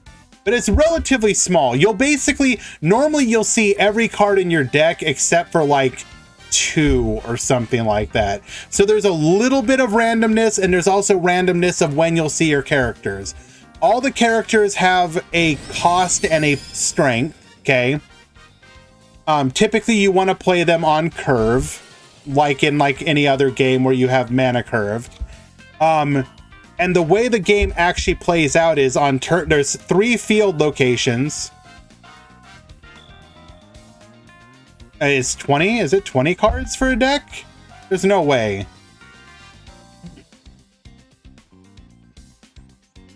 There's no way. It's like 10 or 12. Because you start with 4 cards. It's like, I think it's 12 because you start with a 4-card hand and then you draw 1 card per turn. And you end up with like 2 cards left in deck. I think it's 12. Anyways, so your play field is three locations. Location 1, location 2, location 3. On turn 1, they reveal location 1 and it will have an effect. And the locations are always going to be random. So turn 1, it might be like location 1, you can only play 1, 2, and 3 cost units here. Then on turn 2, they're going to reveal another location. On turn 3, they're going to reveal another location. And you're playing your units to these locations, attempting to have the most power at 2 of the locations. You basically want to win best 2 out of 3. Okay? So relatively simple mechanics on that front. The way the interaction in the game comes down to, you're always going to get 3 random locations, and you're not sure what order you're going to draw your dudes. So you have to do the best. You want to build a deck that is as balanced as possible, so that if you don't draw your like 2 drop on 2, are you still going to be okay? That sort of thing. Okay. The way you earn cards in the game is you have what's called a collection level. And anytime that the only way to increase this collection level is by basically upgrading your cards. So imagine, you know how in like Duel Links you can go from regular to glossy to prismatic, etc. Imagine you have a system like that, but it's like 5 levels deep or something, and the cards get more and more cool over time. Well, each time you level these up, it increases your collection level. When your collection level increases, you'll usually get like a new card. It'll be a random card. Okay. You can only get cards in this way, and so you are gated from getting all the cards by how quickly you can upgrade your collection level. Now, the controversy to this system, in my opinion, is that one, so the game's cards are, think of it as like there being 3 different card sets. You have pool 1, which is like the weak cards. You have pool 2, which is the slightly stronger cards. And then you have pool 3, which is like the insanely good cards. When you reach a certain collection level, you have collected all the cards in that pool. So you will have every card from pool 1. Then you'll start collecting from pool 2. When you're in pool 1, you will only face people who have pool 1 decks. You will face nobody else. Okay? The issue, in my opinion, is that when you reach that tipping point, so when you go from pool 1 to pool 2, then you will start facing people with pool 2 decks. However, you can face anybody from pool 2. So you could come in there with no pool 2 cards and face somebody who has every pool 2 card except like maybe 1. Excuse me. So you're basically disincentivized from wanting to rank up from pool 1 to pool 2 and from pool 2 to pool 3. Yes, you can start collecting new cards, but it's going to take you time or money or whatever before you're not just going to get stomped by the people who are in that pool, basically. Like, I don't know. It bugs me. So what does spending do? Gives you the resources you need to it gives you the stuff you need to upgrade your cards. So imagine if the only stuff you could buy is like your SR jewels and gold or whatever you need, and the stones to upgrade your cards in Duel Links from regular to glossy to prismatic. Like, that's what you're buying. They also have a battle pass as well. Now, I have a major problem with the battle pass. I just described, for example, the fact that these collections are gated, right?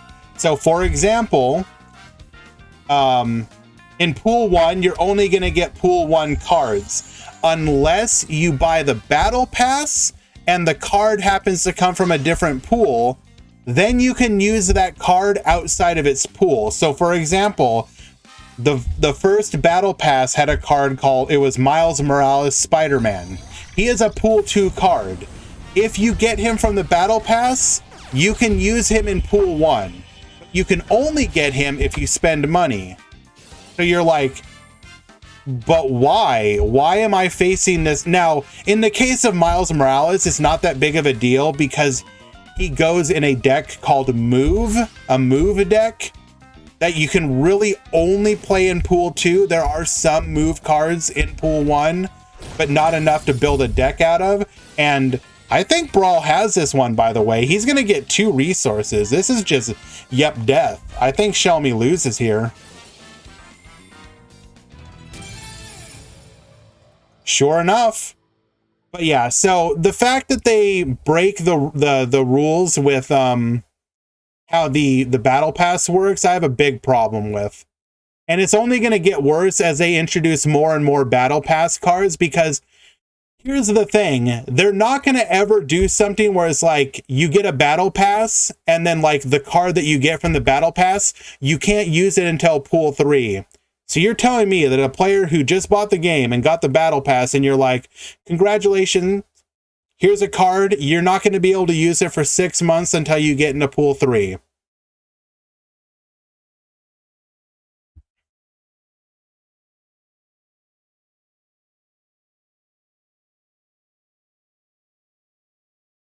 Anyway, sorry for that. Kamel asked, so I wanted to try and explain. That said, Kamel, for my little rant there, the game is absolutely fun from a, like, if you want to, like, a quick little time waster, like, you know, you've got like 2 minutes to play a quick game. Like, I kid you not, most games can be over 2 to 3 minutes. They're very quick. So it's definitely worth checking out. The gameplay itself is pretty simple, but fun. I don't know if you know about this user, but if you go to Mega Mogwai on YouTube or on Twitch, he's been streaming and making YouTube videos for the game a lot. His content's good. He was doing Runeterra, now he's doing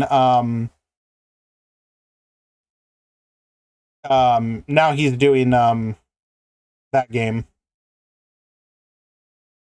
So definitely check it out. I have major issues with it, with what it's doing, but at the same time, the actual gameplay is fine. It's a perfectly fine game.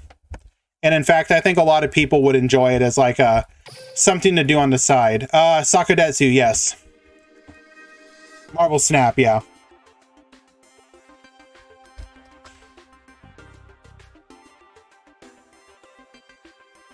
I've kind of fallen off of it, but I did play it for about a week, and I enjoyed my time with it.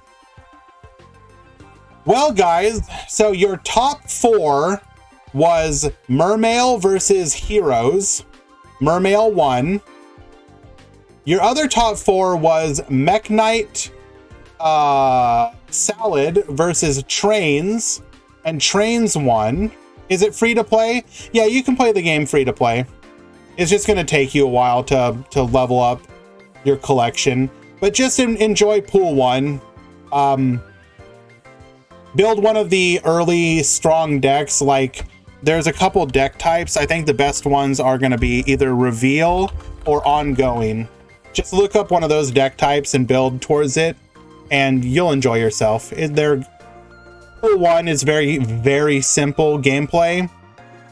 But it eases you in. You can build the decks relatively cheaply and easily.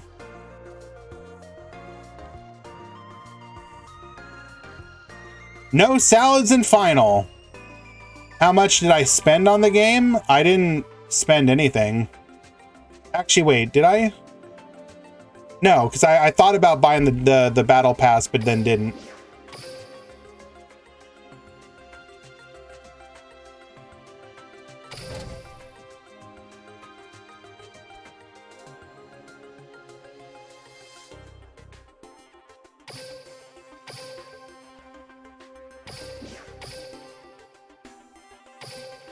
Alrighty, Hans Andres versus Gym Leader Brawl in the finals.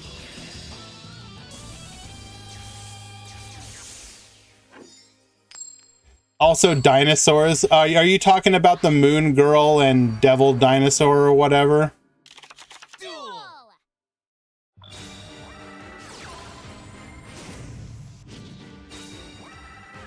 So here's the thing. I have to be... And you play as Thanos. I don't know if Thanos is actually in the game. I don't think so, not yet.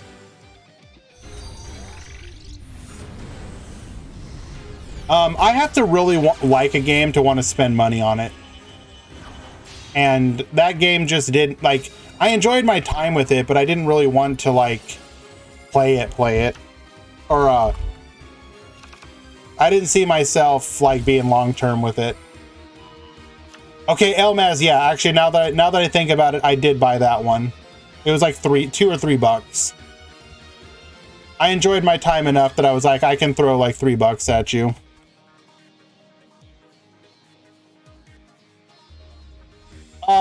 So here's the thing.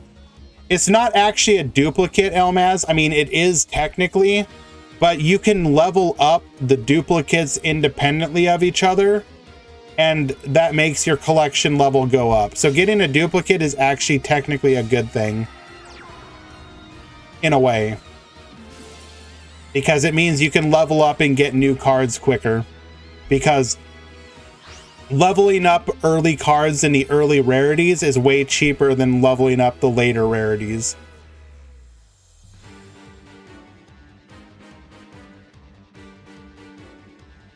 Alrighty, so we got Anger Knuckle, 2 cards in hand. We're going to be able to flood the field if needed. At the top, though, ooh, this is not a good opener from Hans. What God of War did I play? I'm playing the first one.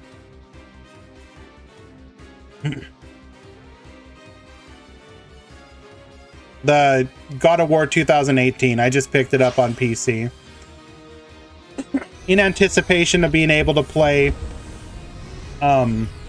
Ragnarok in like 2 years.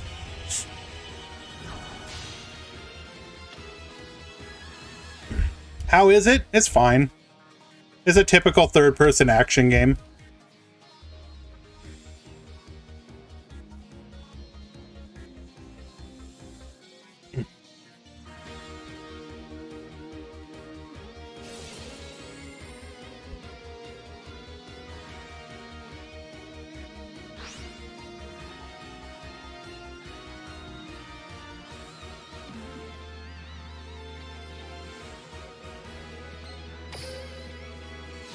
Bringing back the frogs.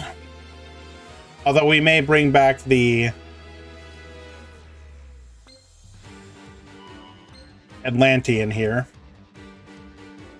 We can figure our opponent's back row is maybe 1 interruption and 1 MST. No, it is a warning point.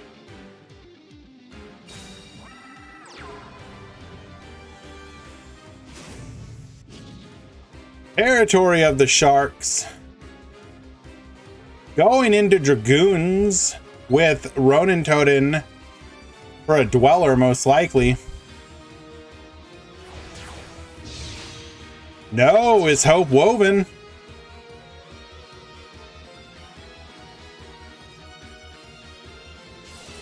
You want to know if the pass is worth buying? The pass in what? Snap? Yeah, probably. If you plan to play the game seriously.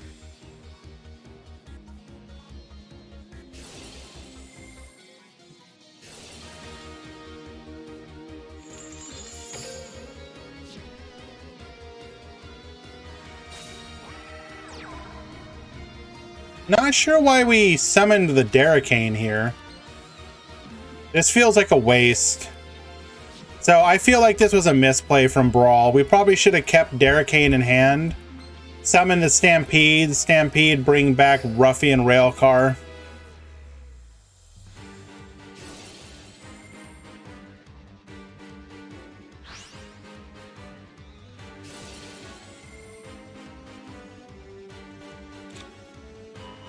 Switchyard does not suck. You're wrong. False, false.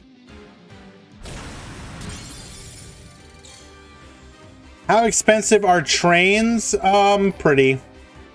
They're like upper mid-tier expensive.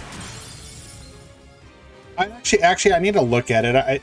I can't remember how many different sets they came from. What's the meaning of Ruffian? What do you mean? Why do you play Ruffian?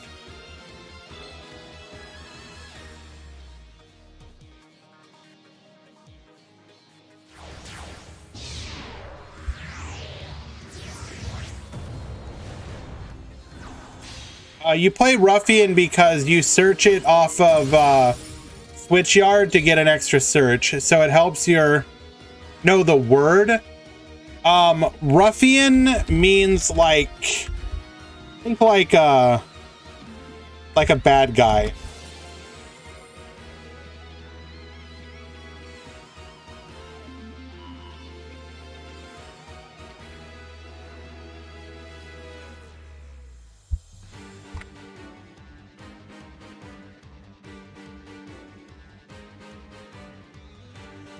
Yeah, what Slancho said.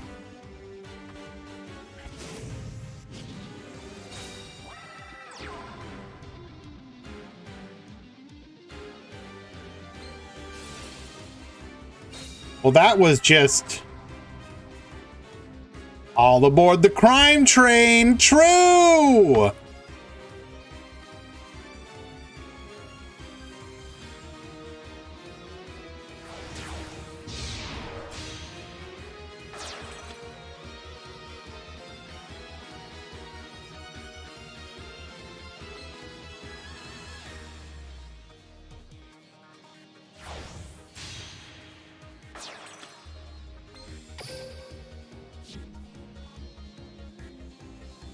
Well, can I introduce you to Yep Death?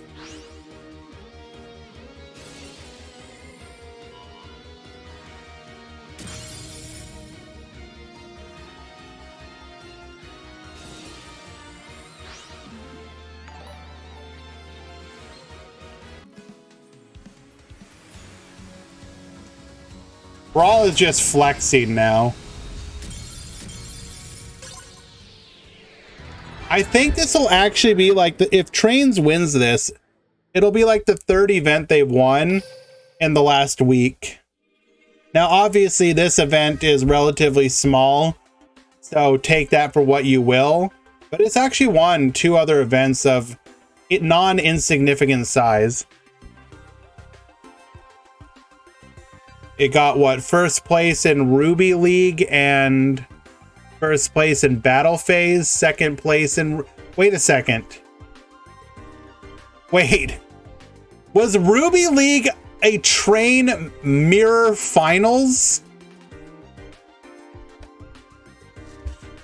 What? Hold up. Excuse me?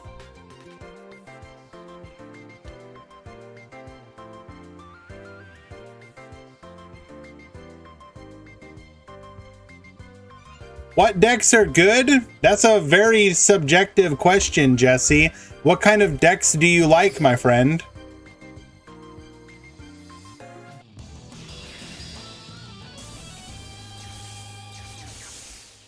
Ruby League is a meme. I mean, aren't we technically a meme too?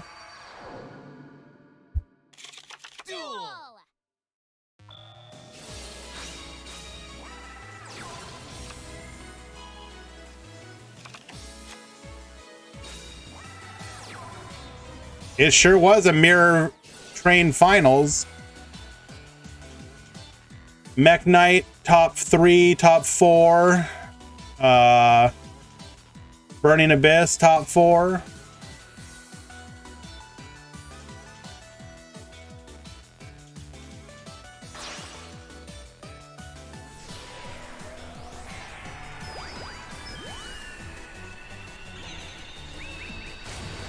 Trains are finally meta and Murata can't play them. Feels bad, man.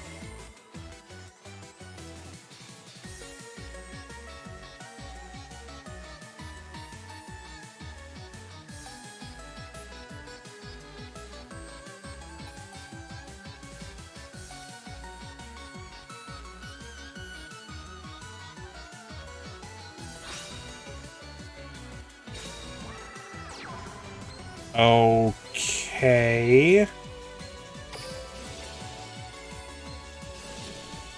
Only 1 card in hand. That's a little sussy.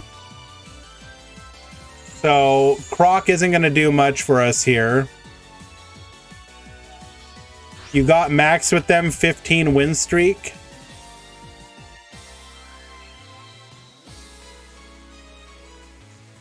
Yeah, how many Switchyard are you playing, Murata? Why don't we go look up your list?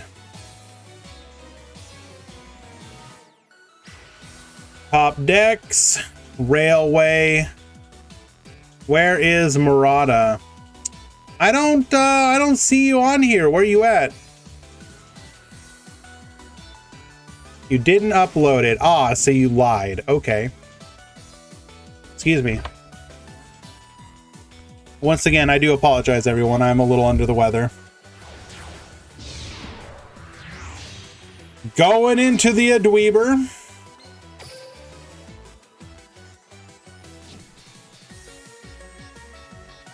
Two cards in hand, though, so we do have 2 pops.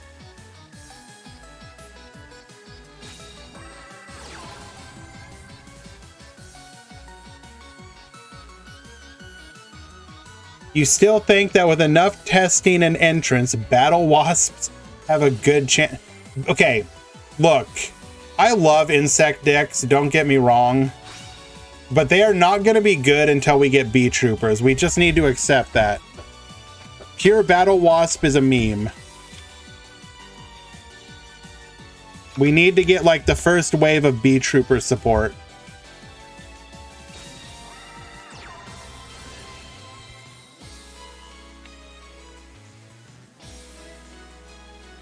All right, Brawl, can you play through 2 pops?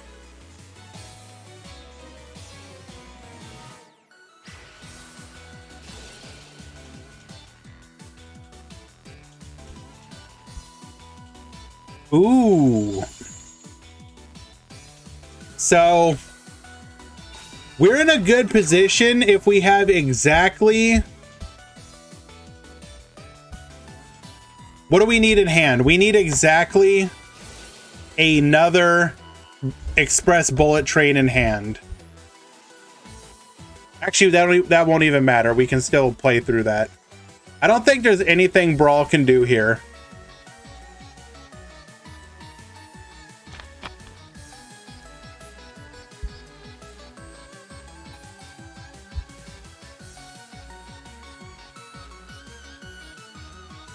Yeah, our opening hand, so we have another bullet train. I don't even think a Monster Reborn would be enough. I think we're just dead.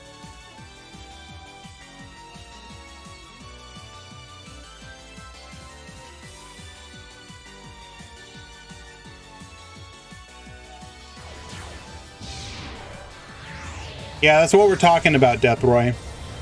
There's no, I don't think there's a way to play through this.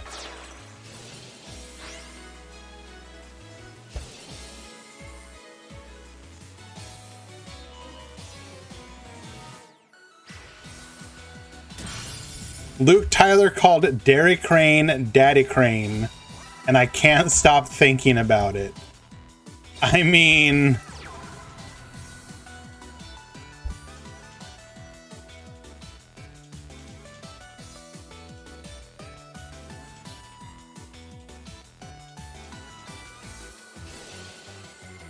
So we're gonna go ahead and pop one of those back row, most likely.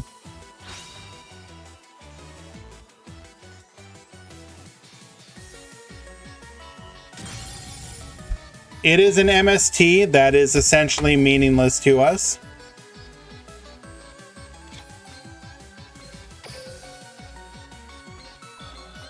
We can summon Toad 2 more times.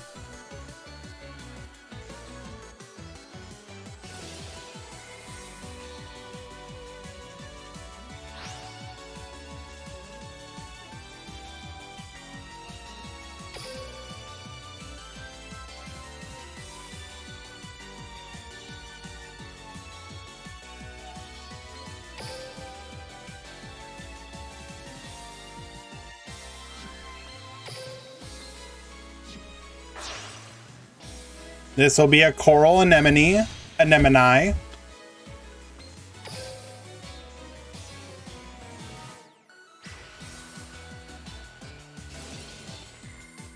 Surely you just bring back the Croc. No. Okay, so we're telegraphing another... Actually, no, we don't even need to do that. We can just bring back the Toad.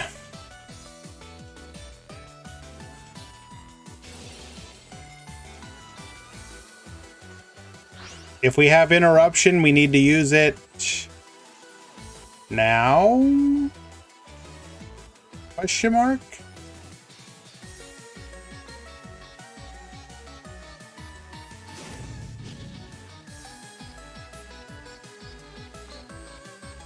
I believe we are just yep dead.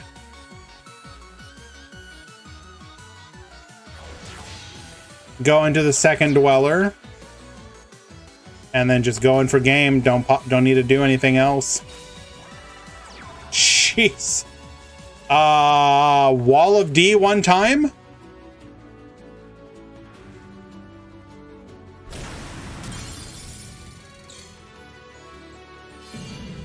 Drowning Mirror Force. Drown him. Drown him right now.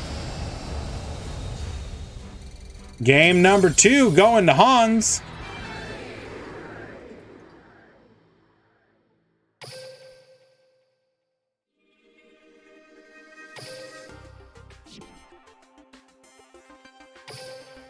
Game 3, the final.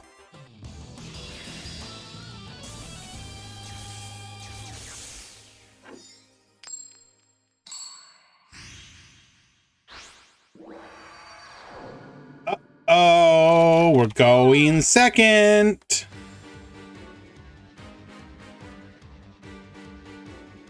Gym Leader Brawl, in the third and final game of the duel, chooses the incorrect move to go second versus Water Xyz.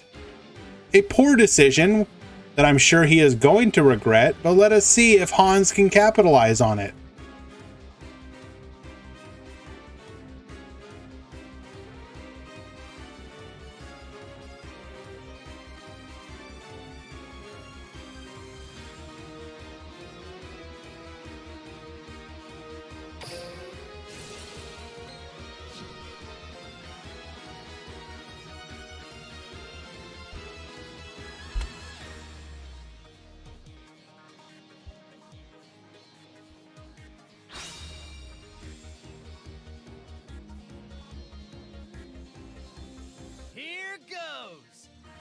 Special summon a monster. I activate my monster's effect.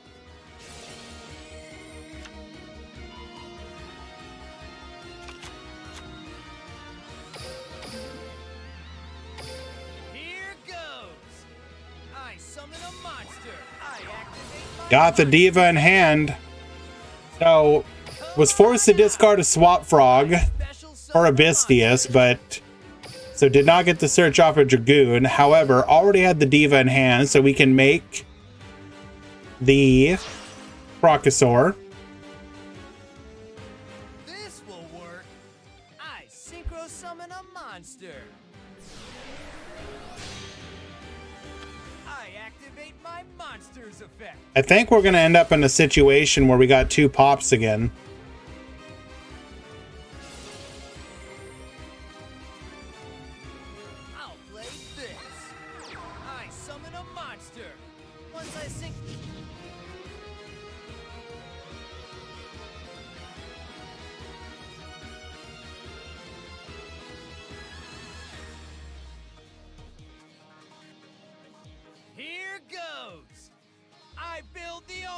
Network. I exceed summon. I end my turn. All right, two pops. Can we play through it, Brawl? I don't think so.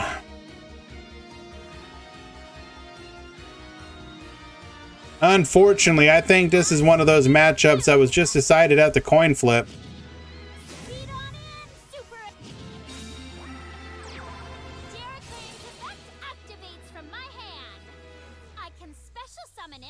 Book of Eclipse.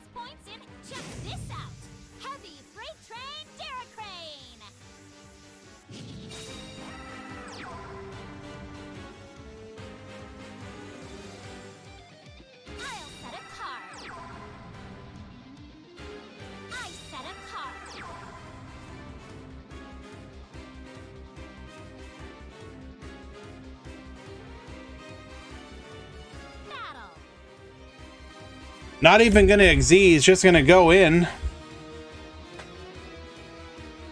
Bullet train, full throttle.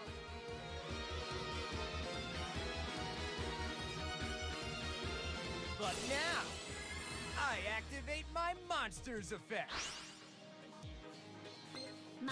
He's got the Crow. Infantry getting snatched away.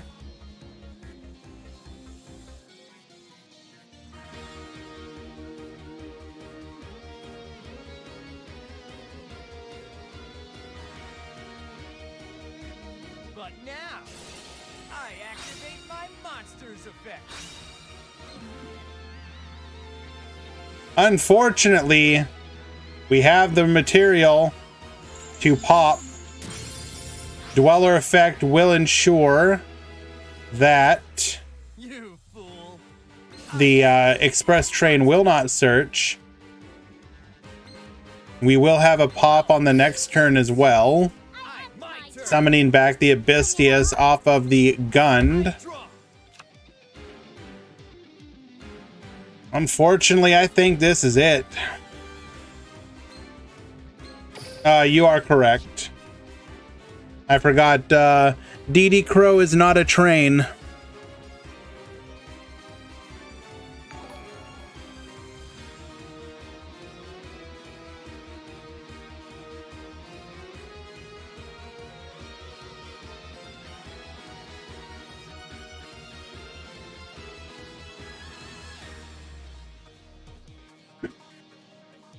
So trains, in my opinion, are absolutely a good deck. I think this is explicitly This will work. a bad matchup for trains, and also the particular build that Brawl is on, I think is just bad for this mirror.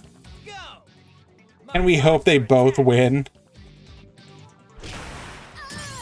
Here I I go. won't let that happen I again. attack you directly. You are correct, Bo. It's 100% a perfectly good deck. Yeah, we're probably gonna show double MST or something. A quick play. Stop right there. Yeah, MST is completely dead in this matchup. Hard. Unfortunate. A quick play spell. So even if we had gone first, it didn't matter. This is the end. No way. Direct attack.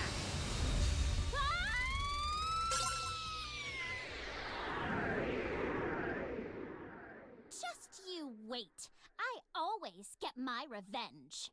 You're nothing but a guppy. You're nothing but a guppy. Congratulations, Hans. And congratulations to you, Brawl. You both were fantastic today. Hell of a run from both of you. We will go ahead and grab those builds for you guys to have a quick look at.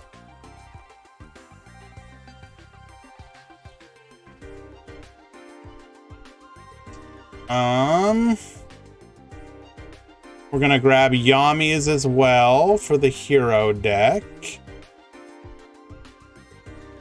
Any other decks we want to look at?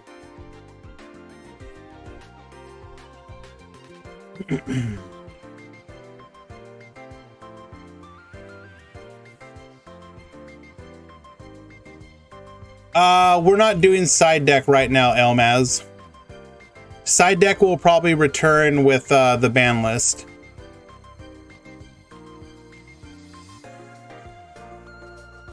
Okay, your winner today, Hans Andres on Water Xyz. I would say this is almost standard for the Japanese style list, except one less Moray and one more Marksman.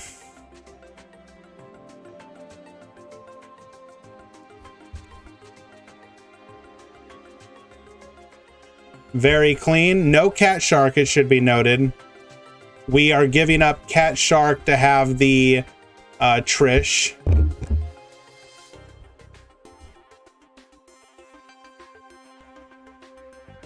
Then here is the train deck.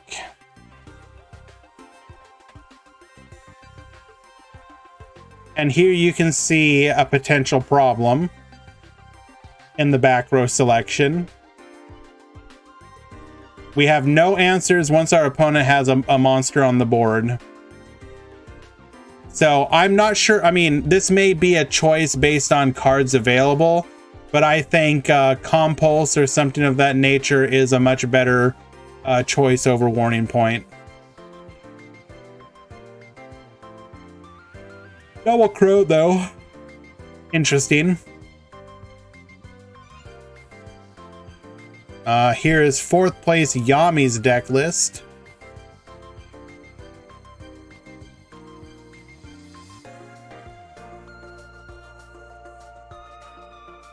Bro, best train. True.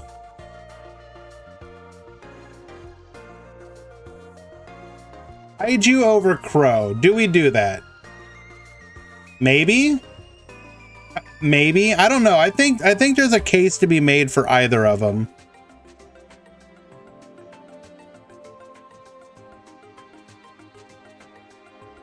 This got 3rd and 4th King Silver, so it's why I'm sharing it.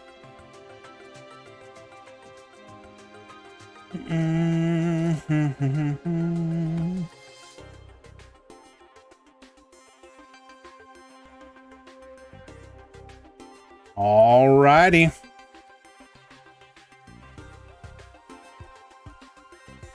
With that, everybody, I am going to go ahead and call it here today. Tomorrow, I should, around normal time, I plan to do the rest of KC Cup, and then either ranked and or we can have like a dual room or something.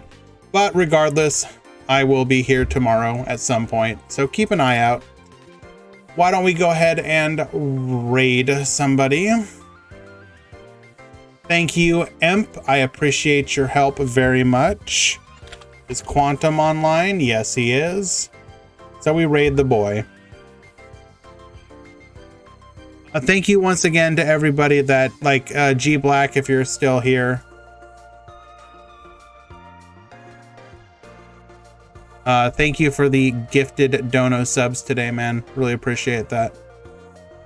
Appreciate everyone else who just hung around as well. You guys are the best. See you tomorrow.